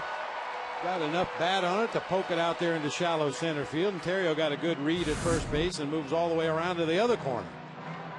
I do believe that what Derek says is true. A part of the equation next year has to be improvement by guys on this roster, but along those lines, I do think Jim Hendry will certainly tweak the roster. He won't come back with the same guys exactly, as it'll get down and get past through Stubbs. Cubs get on the board. Ramirez with an RBI single, scoring Terrio, and it's 5-1.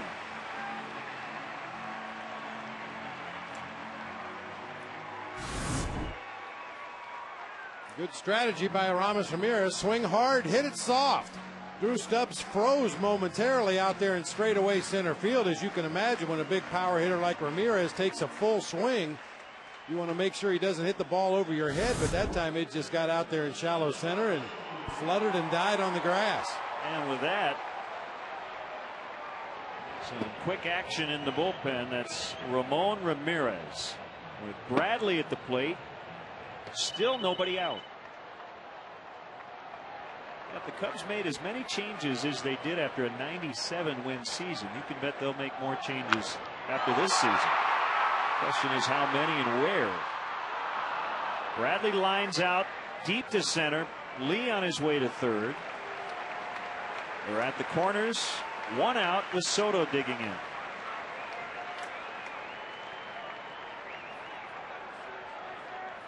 Bradley got good wood on it, but for an out.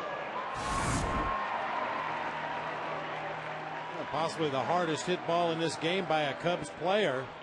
Unfortunately, hit it to straightaway center field, giving Stubbs enough room to get back on the track. Derek Lee read it well, tagged up, and moves on up to third base. Cubs have been pretty aggressive in this inning after the walk to Terrio, and Soto high in the air, deep to left. Gomes on the warning track, and he can't make the catch. In and out of the ivy. Lee is in. Ramirez to third. It's a double for Soto. He just missed a 3-run homer.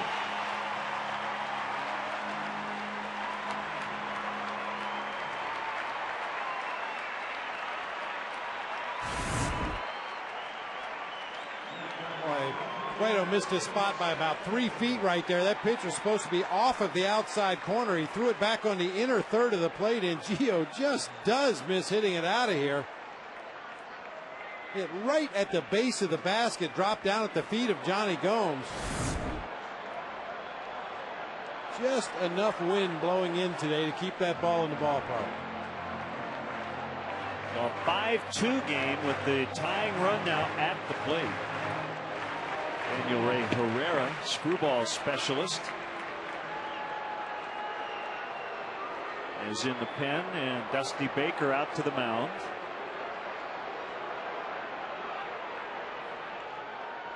And he is calling for Herrera. Got ready pretty fast. So Cueto is out. It's Alexis' call to the pen. The Cubs are rallying here in the 6th, and we'll be back.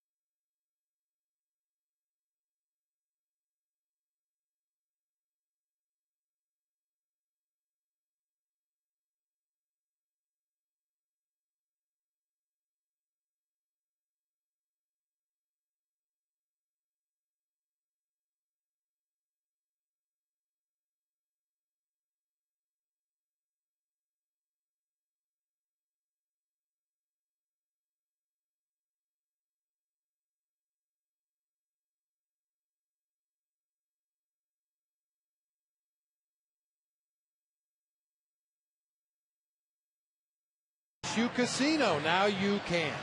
The shuttle departs from Gate D at Sheffield and Addison 20 minutes after the end of each Cubs home game. Return service is free as well. Don't miss your chance to enjoy Horseshoe Casino.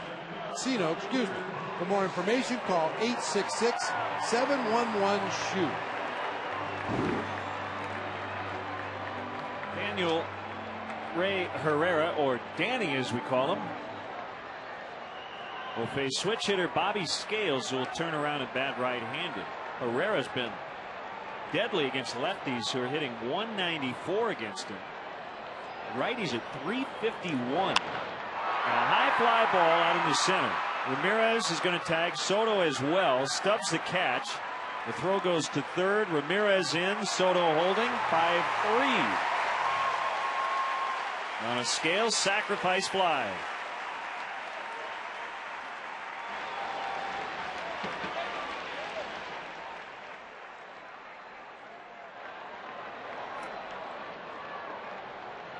Like Scales determined he wasn't going to give Herrera an opportunity to get deep into the sequence. Jumped on the first pitch he saw.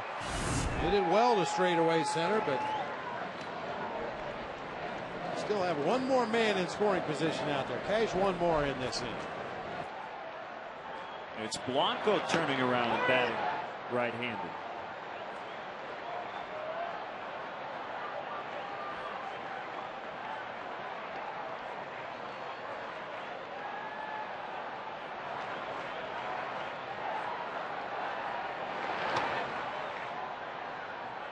Out of the glove of Miller, but Soto wasn't able to advance.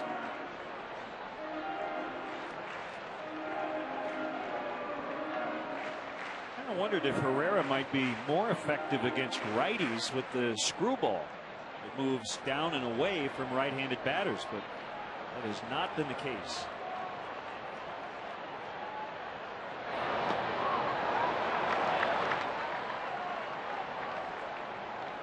He also throws a slider to the left-handed hitters. He's known for that screwball just because it's a unique pitch. Very few guys throw a legitimate screwball into major leagues anymore.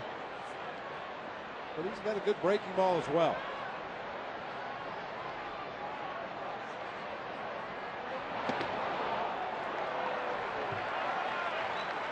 There's a breaking pitch. 3-1. Blanco and Michael Hoffpower on deck.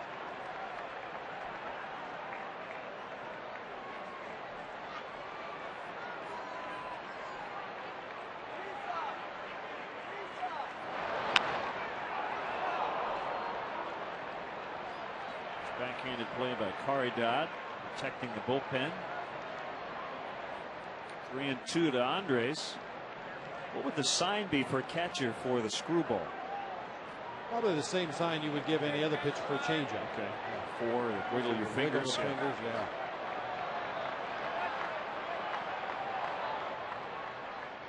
One would be fastball, 2 curve, 3 slider.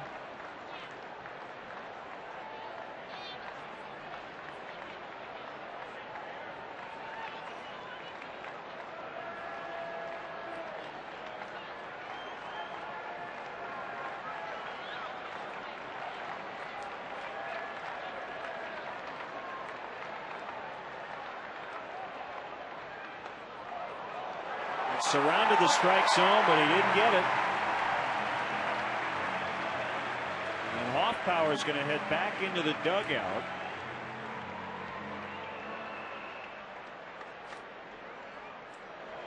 Baker, yeah, it'll be Jeff Baker to take the at bat.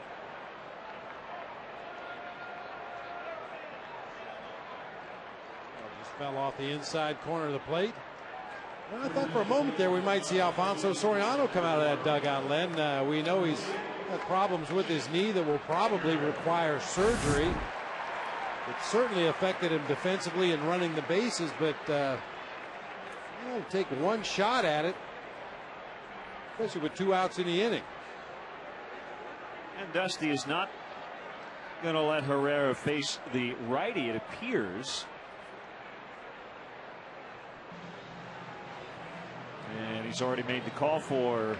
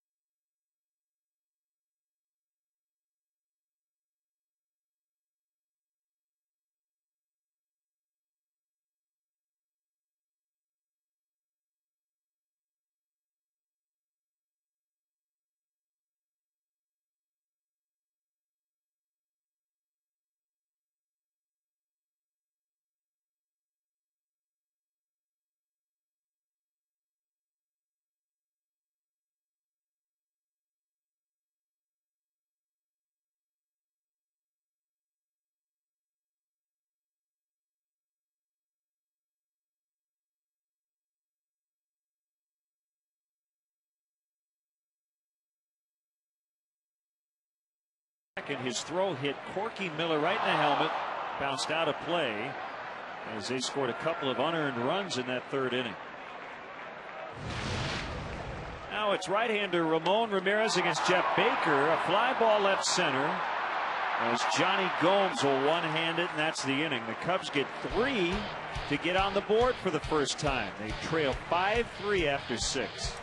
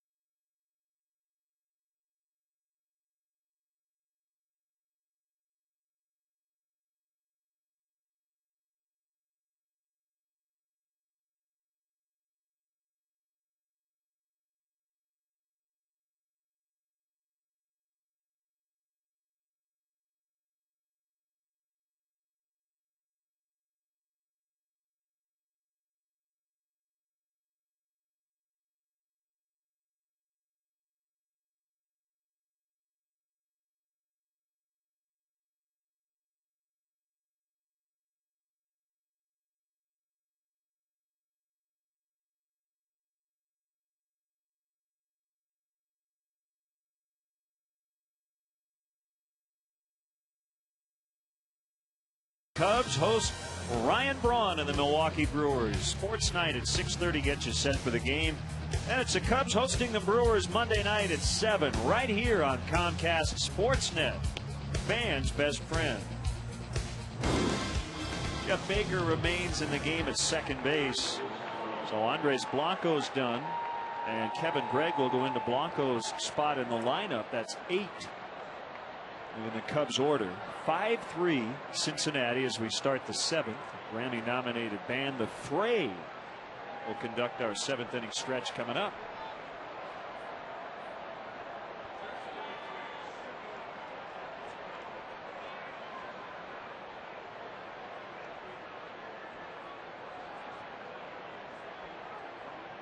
Here we go. Scott Rowland, strike 1.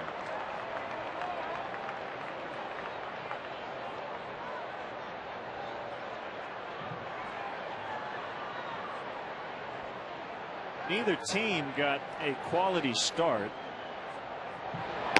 as Randy Wells gave up 5 runs, 3 earned in just 3 2/3, and Johnny Cueto could not get through 6. He allowed 3 runs in 5 1/3. Rowland went too far, 1-2.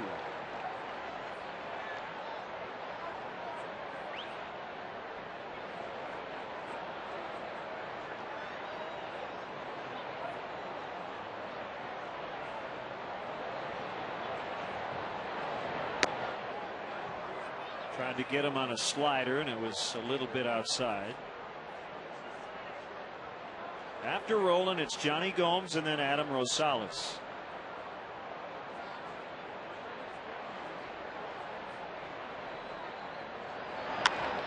And a base hit into center.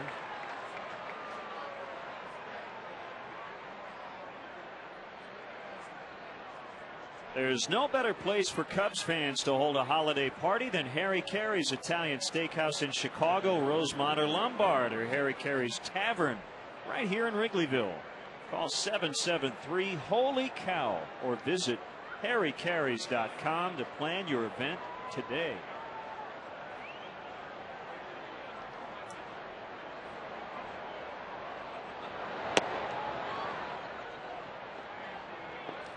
Couple of quick notes here, Len. Robert Bluff wants to wish a happy 38th anniversary to Jim and Judy Threselius.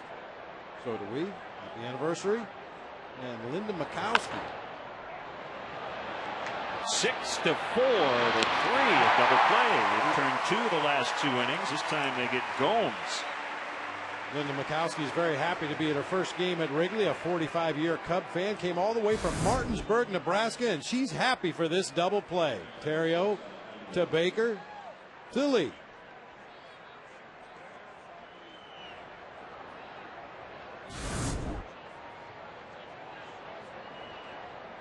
Rosales with the bases empty and 2 outs.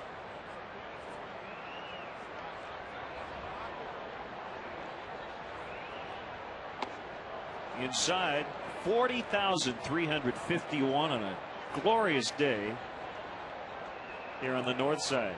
Temperatures in the mid-70s, a breeze coming in off the lake.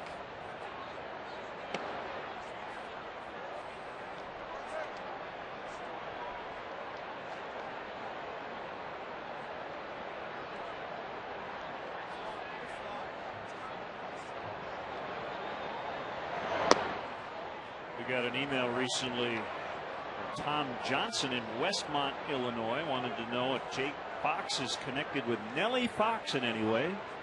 Nellie's full name was Jacob Nelson Fox. Wondered if Jake was named after him. Well, we'll ask. Rosales sprints down the line after a 2-out walk. I need a little help on this one, partner. I need you to make a call here. We got a note from Chrissy Anderson. And it says, since she can't marry the Cubs, she'll marry Joe. How do you think that makes Joe feel? Wow. Her 26th choice. Ooh, yeah, there you go. Yeah, expanded rosters, maybe even lower than that, Joe. 34th to 35th on the list. Corky Miller pops it up. Short right. Bradley catches it. Time for the stretch with the Fray. Today's guest conductors for Take Me Out to the Ball Game are the Grammy-nominated rock band, The Fray. All right, Cubbies, y'all ready? A 1, a 2, a 3. Take me out to the ball game. Take me out to the crowd. Buy me some peanuts and crackers. I don't care if we never get back, 'cause it's root for the Cubbies. If they win, it's a shame, 'cause it's 1, 2, 3 strikes you out at the old ball game. Throw that out of there, buddy. Peace.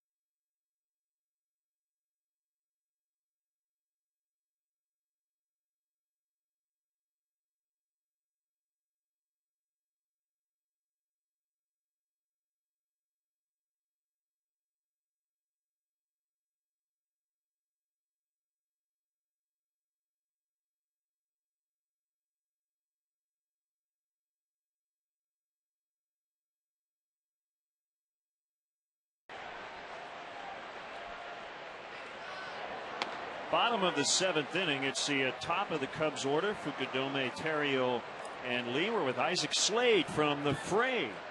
What's up? Nicely done with the 7th inning stretch. Did you say buy me some peanuts and Cracker Jacks? I already did. Or who threw that into the mix? I believe it was a improvisational refrain that I shouted. I like it. Yeah. It's a nice little unique twist on the song. How was the Cracker Jack today? It's fantastic. I was thinking like the Cracker Jack guy wrote that song because it's been his commercial for the last 150 years. It is, and I believe the actual lyric is Cracker Jack, not Cracker Jacks. Well, you can sue me. No, I think you got. Did you get it right? No, not at all. Oh, okay. Well, nobody ever does. Nobody ever does. So follow the people, you know. So you guys have been around for quite a while now. 2002, as you were formed in Denver, as it's popped up by Fukudome, and they'll play for Corky Miller. You guys have been around for about 7 years, huh? Yeah, we're in our 7th year stretch right now. And in a very good stretch, a very successful stretch. Thanks, man. Got a great hand from the fans here. And this is the 2nd time you guys have been here, at least since Bob and I have been here. Great to see you. You're going to be in Champaign on Tuesday. Yeah, we're playing this cool college tour, doing some cities we haven't been able to get to on the regular tour this fall. So yeah, it's been great. What I want to know, Isaac, is as you've gotten a little older, have the fans stayed about the same age? Or, I mean, you keep the fans you started with when you began your career as Fukudome walks to lead off the inning. But your music reaches out to certainly a young and vibrant audience. They keep you young, right? That's a good question. There's a section that has started in high school and they're in college now. But there's a good number of them that like keep restocking, like in the bottom. And they get to college, the high schools come in, the junior hires get kicked out, and then they finally get back in. And yeah, we get a good cross section. We got some 40 and 50-year-old women screaming in the front row. You know how that goes. Sure. Bob can answer I've that. heard. I wouldn't know. Terrio lifts it into right center. And McDonald will cut it off and make the play. See, our demographic's a little older than that, Isaac. We have 60 and 70-year-old women screaming in the front row. Right in the front row. Yeah, you know how it is. Derek Lee will come up with 1 on and 1 out. Bob's biggest fan. There they are. And you guys have recorded. Long shot. Dorothy loves Bob. We know Dorothy. Dorothy also a big fan of the Kanye West version of Heartless. And nice segue. we need to get a copy of the Phrase version of that song in Dorothy's hands. How did that come about? Actually, there's a BBC Radio 1 show called Joe Wiley, and they make you play your song and then another top 40 hit. And we tried Britney Spears. It was a fiasco. We stuck with Kanye. It worked out really well. It's a good song, man. It's low. 2-0 to lead. Yeah, I've heard some of those things. That show you're talking about on the BBC, where the artists play something else, and there's some great versions of songs that come out of it. Yeah, I mean, they used to do that all the time in the 50s and the 60s. Like, everybody played with everybody. And then it got all weird and commercial, so trying to bring it back.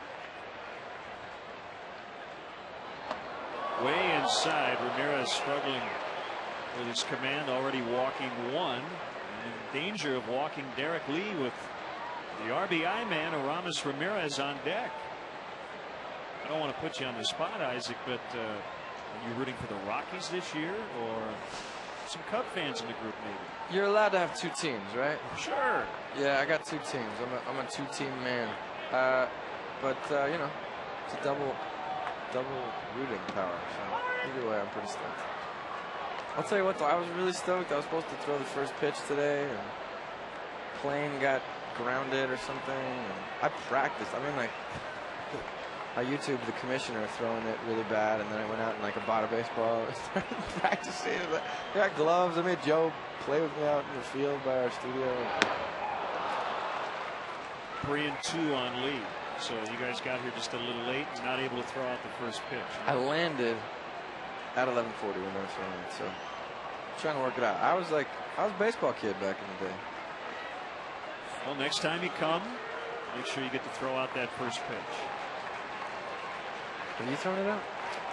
No, I don't know who actually threw out the first pitch. You've done it, though, right? I have never done it. What? Ball 4. See, I'm usually up here in the booth. Dude, you got to get Bob here to take over for the first half hour, man. You just get out there. A bad idea. Dusty Baker's going to make a double switch.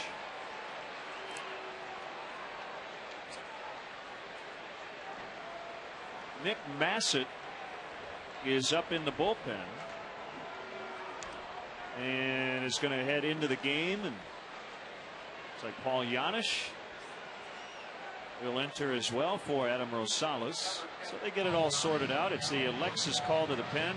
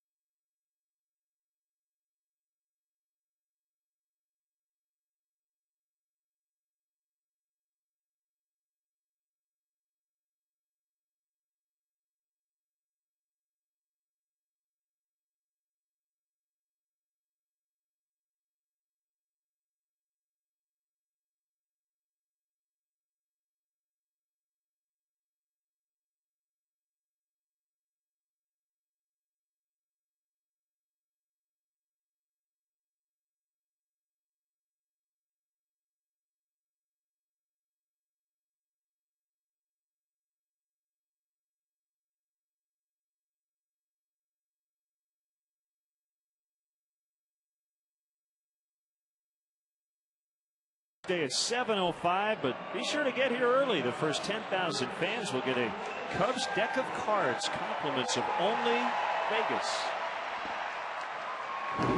Nick Massett making his second appearance in this series.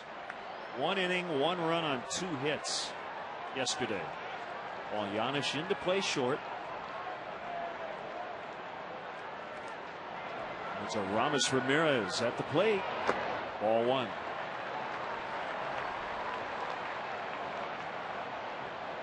Cubs are trying to come all the way back after trailing 5-0. And trying to overcome a 3-error inning in this ball game.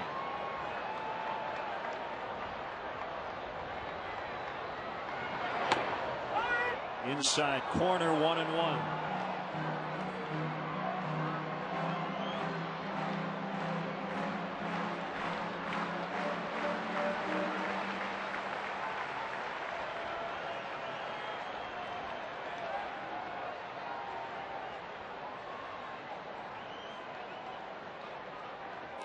Here's a pitch, swing and a miss.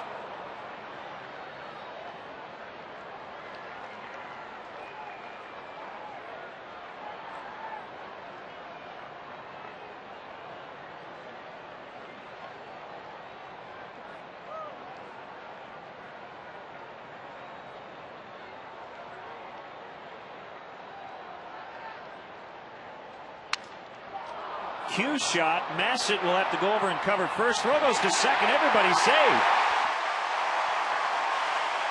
Votto apparently decided he only had 1 play, and that was second. And they are loaded up. That'll be a hit for Ramirez. Jam shot roller to that right side. Massett initially went after the ball, then retreated toward the bag. As you said, Votto probably figured the only play they were going to have was at second base, and it looked like Paul Giannis gave up on the play out there at second. He never went to the bag. Big break for the Cubs right there. Contact was so bad it was good.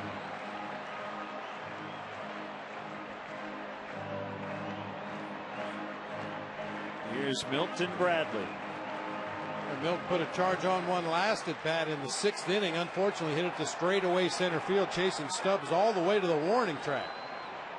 Find a hole.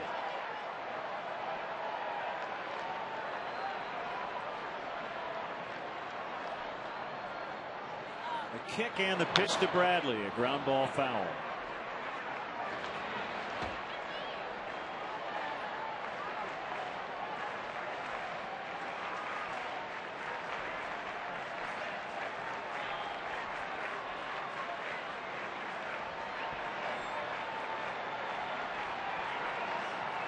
2-run game. The bases are loaded in the 7th.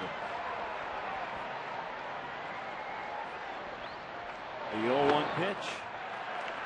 0-1 outside on a fastball. 1-1.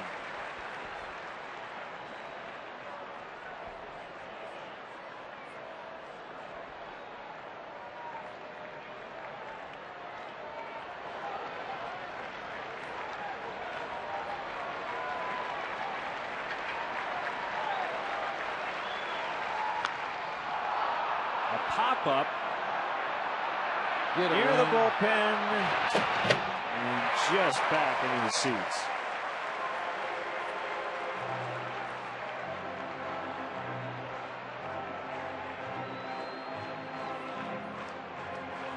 Get it, Wind. It did.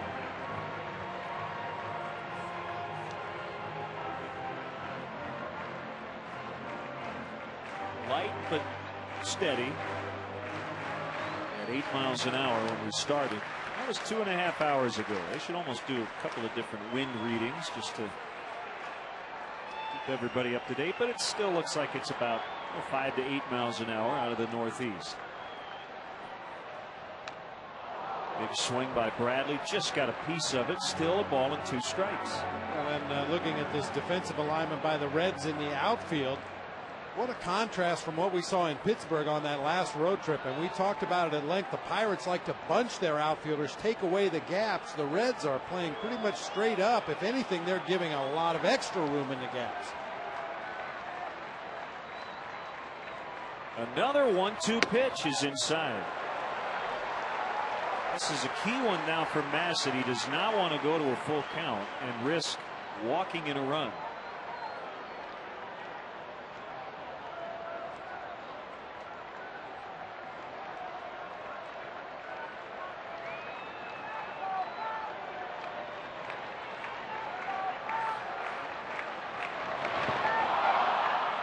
And he struck him out.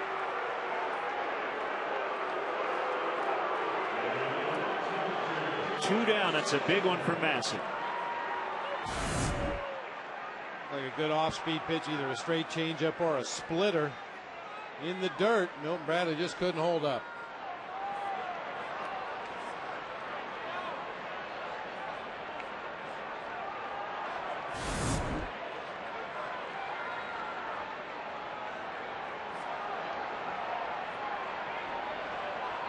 DeSoto's been swinging the bat really well here lately.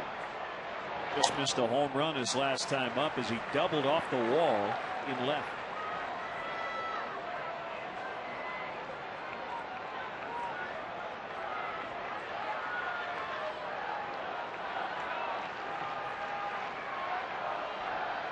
Grounded out against Massett yesterday. The kick, the pitch.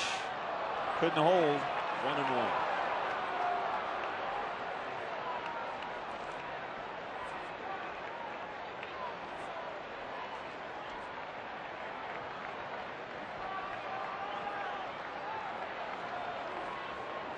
Dome at third, Lee at second, Ramirez at first.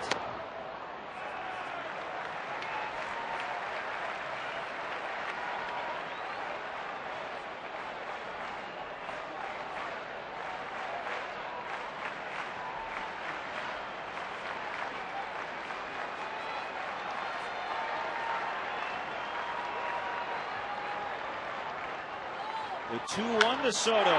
Deep to left center. Stubbs chasing after it. Going to be over his head. 2 are in. They're going to try to get the lead. Ramirez coming around. Throw to the plate. In time to get the out.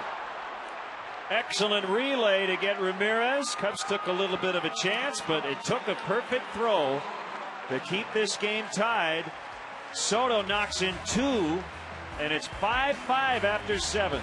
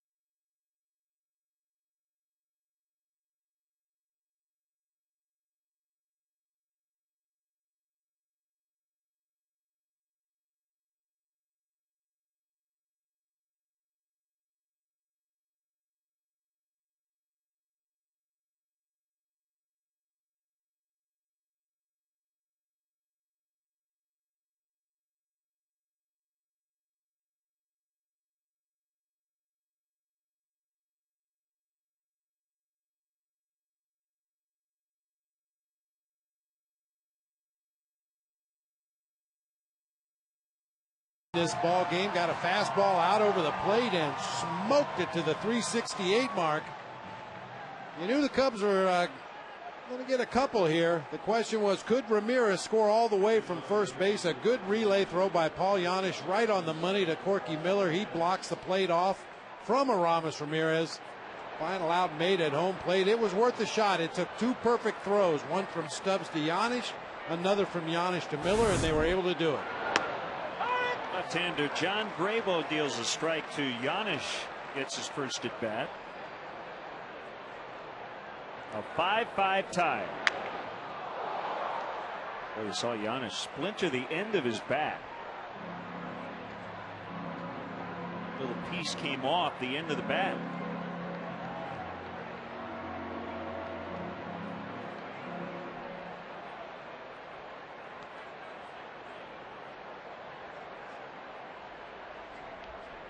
Each team with a 2 and a 3-run inning in this game.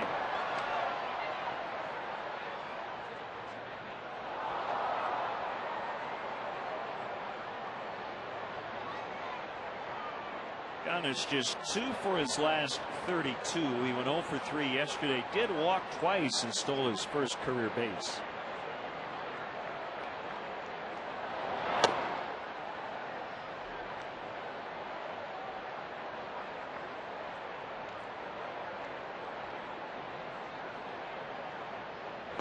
Swing and a miss. Got him on a changeup.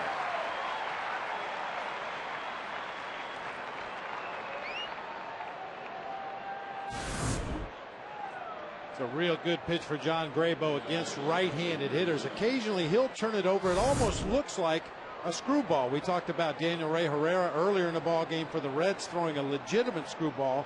Well, occasionally John Grabo's changeup will come out of the side of his hand and look like a screwball.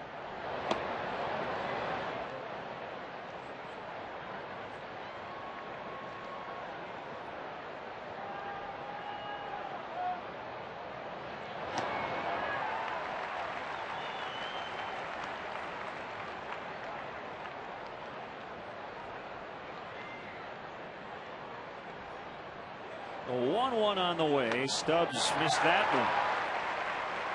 As Grabo sticks with a changeup. 1-2.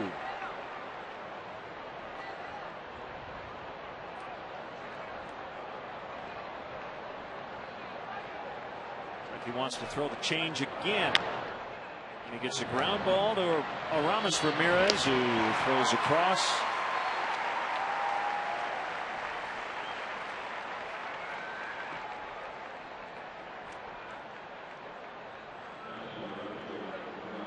With 2 outs, it's Darnell McDonald. If you've never been to Wrigley Field or been 1,000 times, a guided tour of the friendly confines has something for everyone. Each tour includes visits to places like the press box, clubhouses, dugouts, and much more. Tours are available on select dates throughout the season. Tickets are $25, and a portion of the proceeds benefits Cubs designated charities. For more info or to purchase tickets, visit Cubs.com.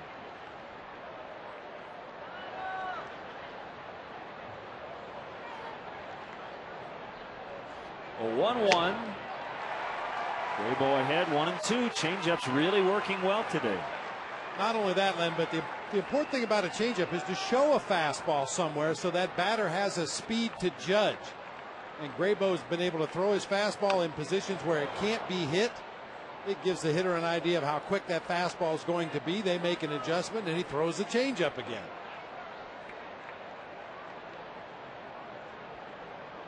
I mean, if you never throw a fastball, your changeup becomes your fastball. You have to show something with velocity on it in order for that changeup to be effective. It was a heater at 88. And notice the location, up and out, away, where the hitter's not likely to swing at it, but he gets a real good look at the speed. Changeup away, 3-2.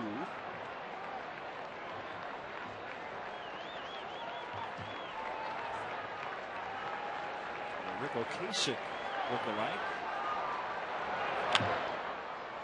Base hit left field for McDonald. Maybe a poor man's McCartney imitator, possibly. If you say so.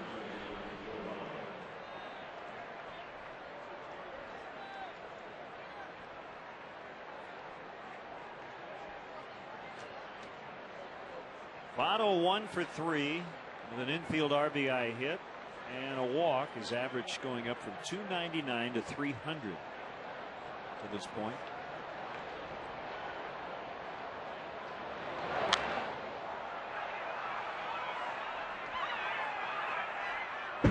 Bottom 8, Oakland leading at Minnesota 4-2. Michael Wirtz now working for the A's. He's had a good year. His ERA is under 3.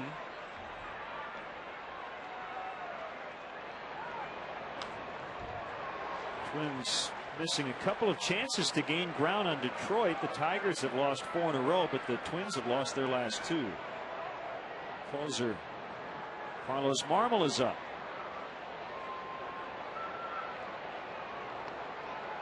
And they're in the bottom of the 9th in New York. The Orioles lead the Yankees 7-1. Tough day for A.J. Burnett. He gave up 6 runs in 7 innings. Brian Mattis 7 innings, 1 run for Baltimore.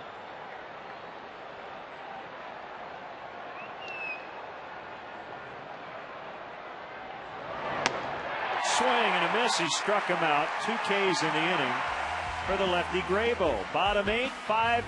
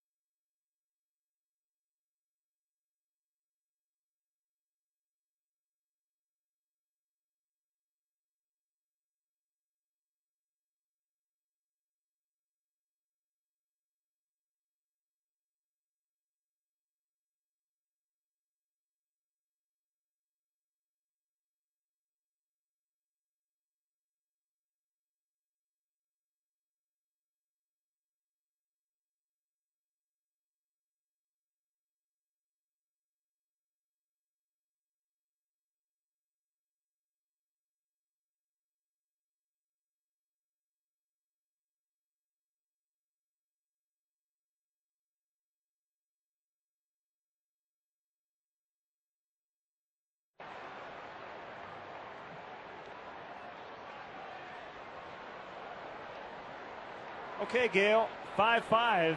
New ball game as the Cubs tied it on a 2-run double by Giovanni Soto in the 7th, and Arthur Rhodes making his 777th career appearance. That now ties him with Hall of Famer Gaylord Perry for 46th on the all-time games pitched leaderboard. Bobby Scales late, 1-1.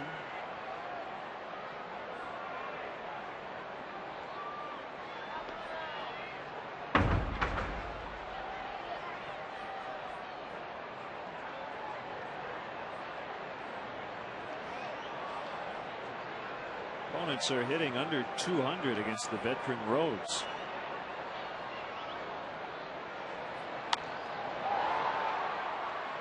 It's hoisted into right. No problem for McDonald. Time to bring you up to speed with the AT&T Rapid Rewind. That was an inning the Cubs would rather forget. The top of the 3rd, 3 errors leading to 2 unearned runs. And a good defense by Adam Rosales. They get the 5-6-3 out, and then the spin and the throw by Phillips. And it looked pretty bleak for the Cubs at the time, but they've come all the way back. AT&T, the nation's fastest 3G network. AT&T, your world, delivered.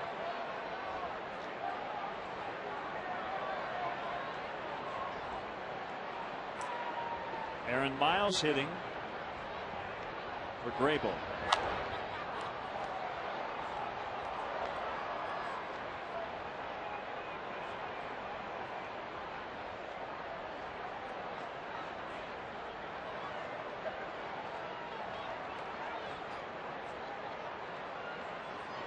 Kick, the 0-2 up and in. And so far in this ball game, a great job by the bullpen. Once again, we highlighted them in the open of the show for the ball game yesterday and the stellar work that they did. And after the Cubs fell behind early in this game, you needed a good performance by the bullpen to give the offense a chance to get back in the game, and they've done just that. The Cubs have a chance to win for the second straight day in which the starting pitcher didn't give them a whole lot in terms of innings. 4 yesterday, only 3 2/3 in this one. Another fly ball. This is Stubbs in center.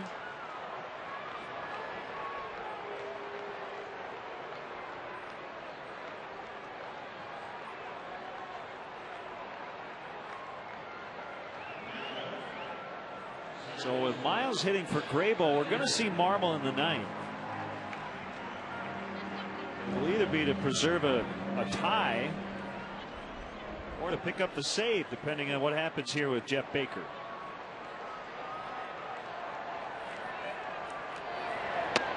Yeah, it's pretty much standard operating procedure to use your closer to save a tie at home, knowing that you get the final at bats in the ball game. So Marmol's warmed up, locked, loaded, ready to go. And on the flip side, Dusty Baker will probably save Francisco Cordero until or if they get a save situation.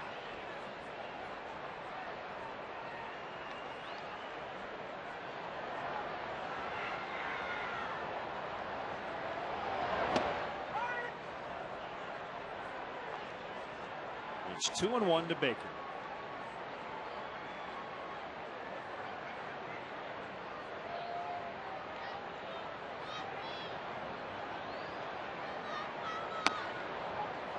Make it 3-1.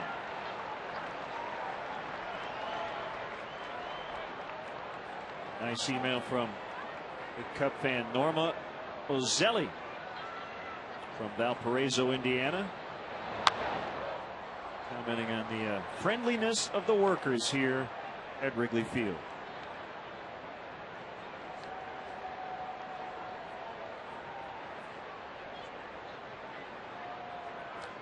Also, I guess they were here yesterday celebrating her 3 kids' birthdays. Not sure if they're triplets or not. Ground ball picked up by Janisch. He throws across. Tim and Vince Chelp and Kim Schutzke. Happy birthday. 5-5 to the ninth.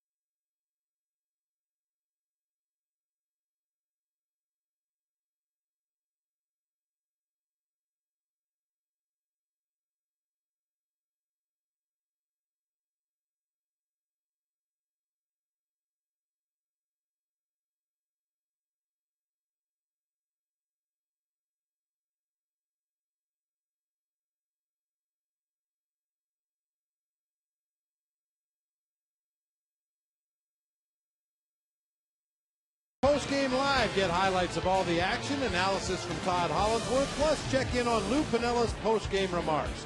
Don't miss Lowe's Cubs Postgame Live immediately following the game right here on Comcast Sportsnet, fans' best friend. So the closer tries to keep this game tied. Give the Cubs a chance for a last at bat win. Been perfect in save chances since he was named the closer. 8 for 8. Not a save situation today. Trying to save a deadlock.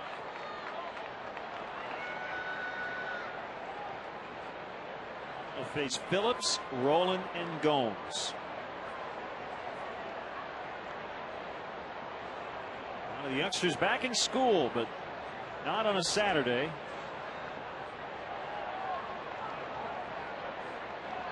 Unless they got detention or something. Wouldn't want that. Breakfast Club. Yeah.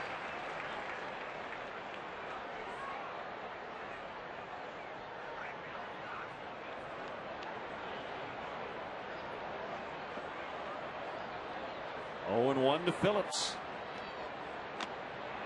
0-2, foul tipped it on a fastball.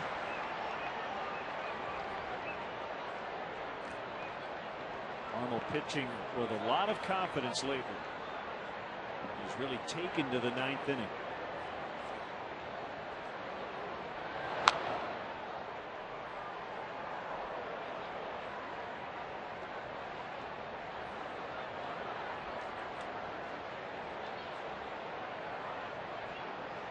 The Reds have scored 5, but I'm guessing they are kind of feeling like they left some chances out on the bases. They left the bases loaded when they scored their runs in the 3rd and the 4th. And while it was 5-0, Bob, this game could have been 8 or 9-0 very easily. Very easily. As a matter of fact, the Reds have left a runner on base every inning with the exception of the first when they went down 1-2-3. A line shot base hit. That's a rarity. Base hits are few and far between against Marmol. And it came when he was ahead in the count. That's only the 37th hit against him in almost 67 innings.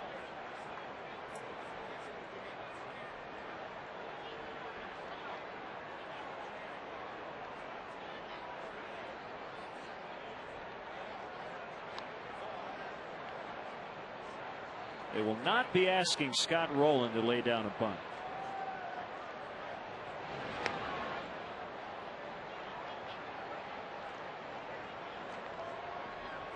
Earlier in his career, there were times that Scott Rowland would try to bunt for a base hit if that third baseman played him very deep. I think at this stage of his career, he's looking to drive a ball in the gaps or out of the ballpark. Back to the note about the few hits allowed by Marmol. Jarrett Burton and Francisco Cordero are up in the bullpen. Among all relief pitchers, Marmol has allowed the fewest hits per 9 innings. He's the only guy in baseball who has given up fewer than 5 hits per 9 innings, 4.86. So that is just off the charts.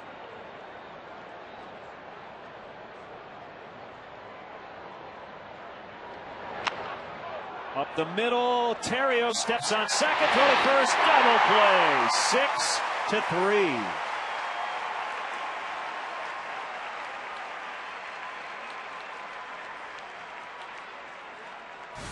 Talk about it all the time. The best double play ball is a ground ball that leads your middle infielders to the bag. This one deflected by Marmol right to Terrio on the base. Plenty of time to complete the relay for the double play. Well, good thing Marmol didn't really get a piece of it. That would have ruined the rhythm. They may not have gotten any outs.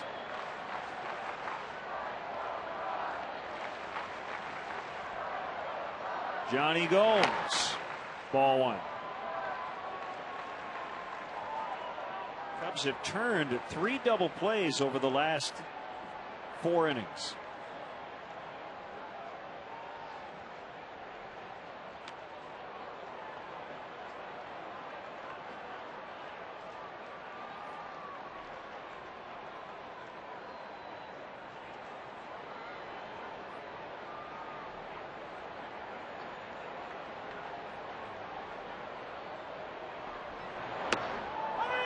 Slider in there.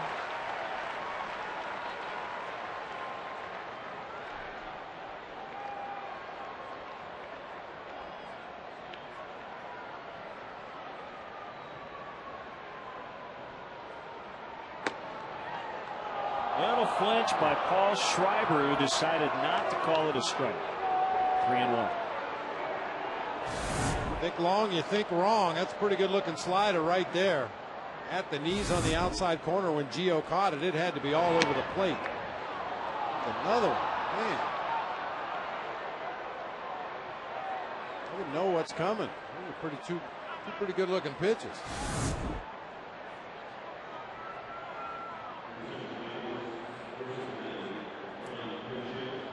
Kevin Barker will pinch hit. Left-handed hitter. And he bats in the pitcher's spot. Or Arthur Rhodes.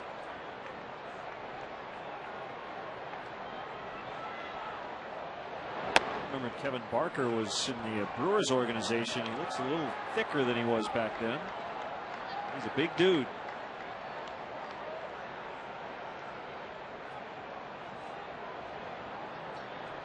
AAA Louisville's most valuable player for the second straight year.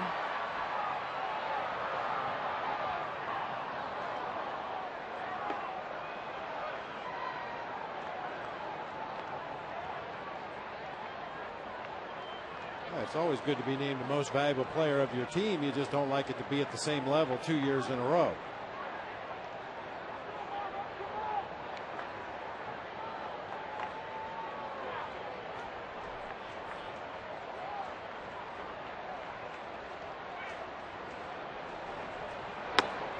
Inside.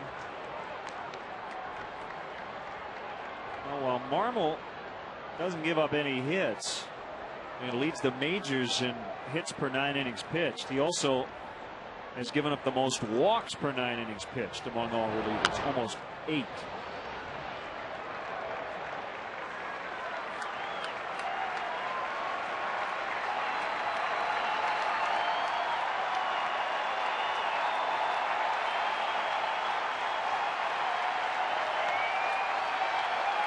Fans want a strikeout.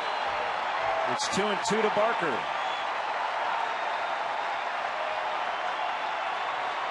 The pitch. Man, is he just missing.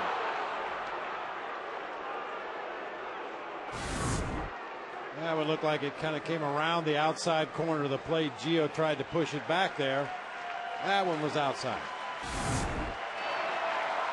The thing about it, though, when he's missed in this inning, it hasn't been by a lot, and that had been a problem earlier. Runner goes on a 3-2, and it's grounded foul. Barker made his major league debut with the Brewers 10 years ago, 1999. Went from 03 to 05 without any major league time, and again in 07, 08. Brewer, a Padre, a Blue Jay, and now a Red.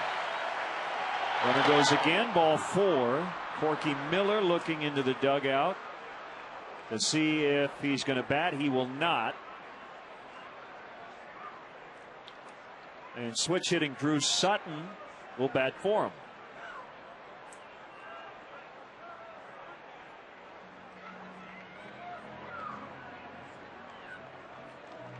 You can say a walk is a walk, but these walks have felt a little different than some of the other ones we've seen when he's gotten into a lot of trouble with a lot of wildness. He hasn't been wild today. He's just been missing. Just missed, yeah.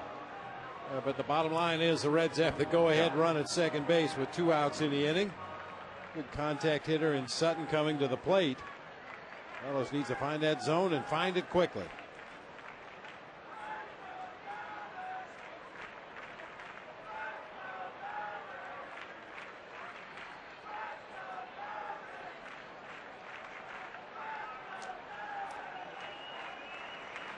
Sutton has played all over the place, second base, third base, shortstop, and outfield, and he switch hits, so he's a versatile guy.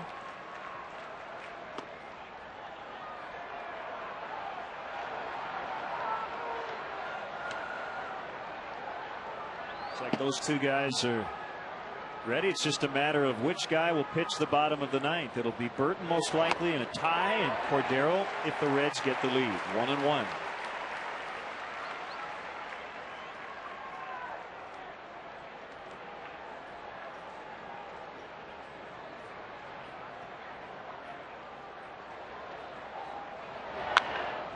That's into the right field corner, and it will give the Reds the lead. Johnny Gomes scores, and Bradley's throw missed everybody as Barker scores as well at 7-5. That's a pinch hit, go ahead, 2-run double for Drew Sutton.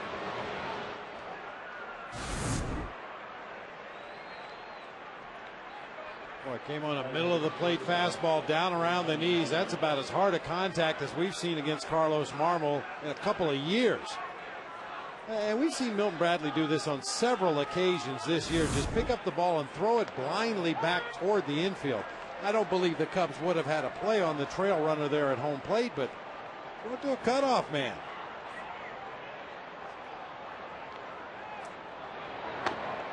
I'm with you. As the ball arrived to the infield, Barker was already scoring.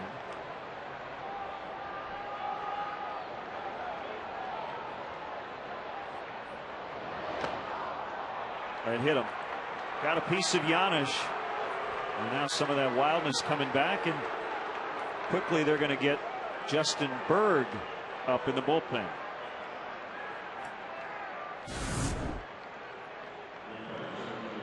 Talking about the hits per 9 innings, the walks per 9 innings. That's the 12th batter that Carlos Marmol has plunked this year. Far and away leading this pitching staff. Slider strike to Stubbs.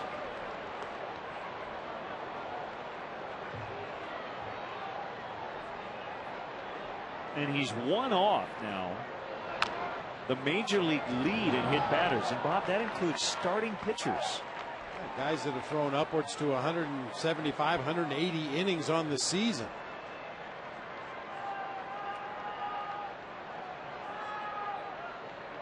Although now that I look at it, Johnny Cueto hit one batter today. Now it's 14 on the year.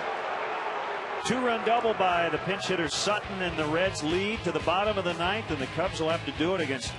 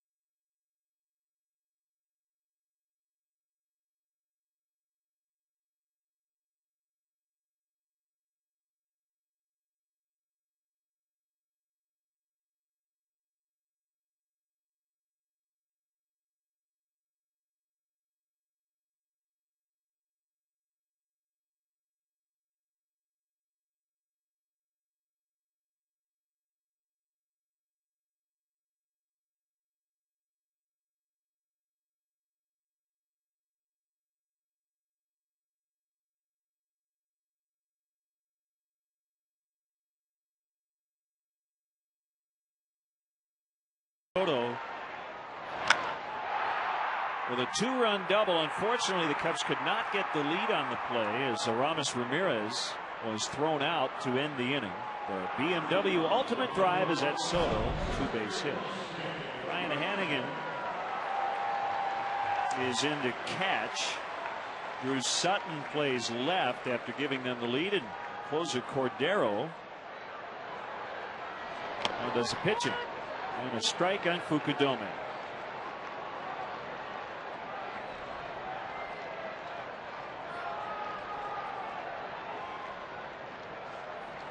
The 0-1 is low. 1-1. Pretty simple. 2 to tie, 3 to win.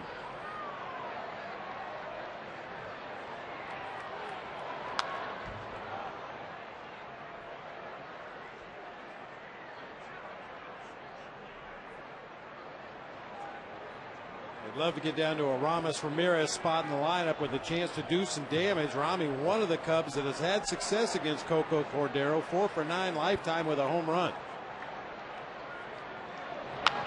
Ground ball, backhanded by Votto. And a 3-1 putout.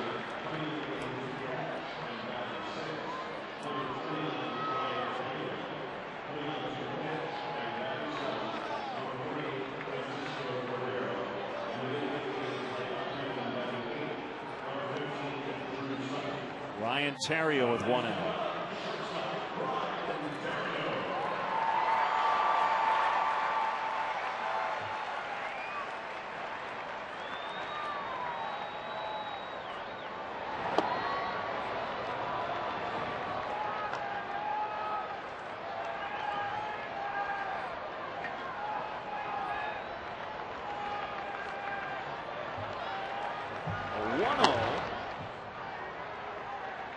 Inside 2-0. Any base runner now, and tying run will come to the plate. You're very familiar with Francisco Cordero, former Milwaukee Brewer.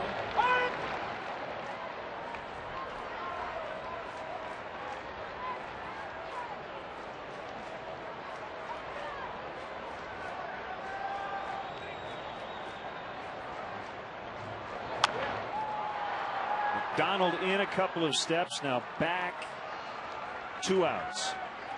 One of the great Cubs moments in the Lou Piniella era came at Cordero's expense.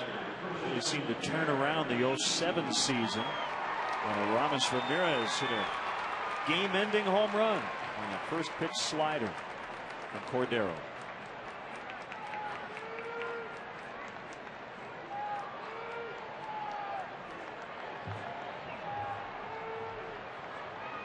Well, they were tied after 8, but took the lead in the top of the 9th. So basically, with Cordero in as a save situation, they're pretty darn good.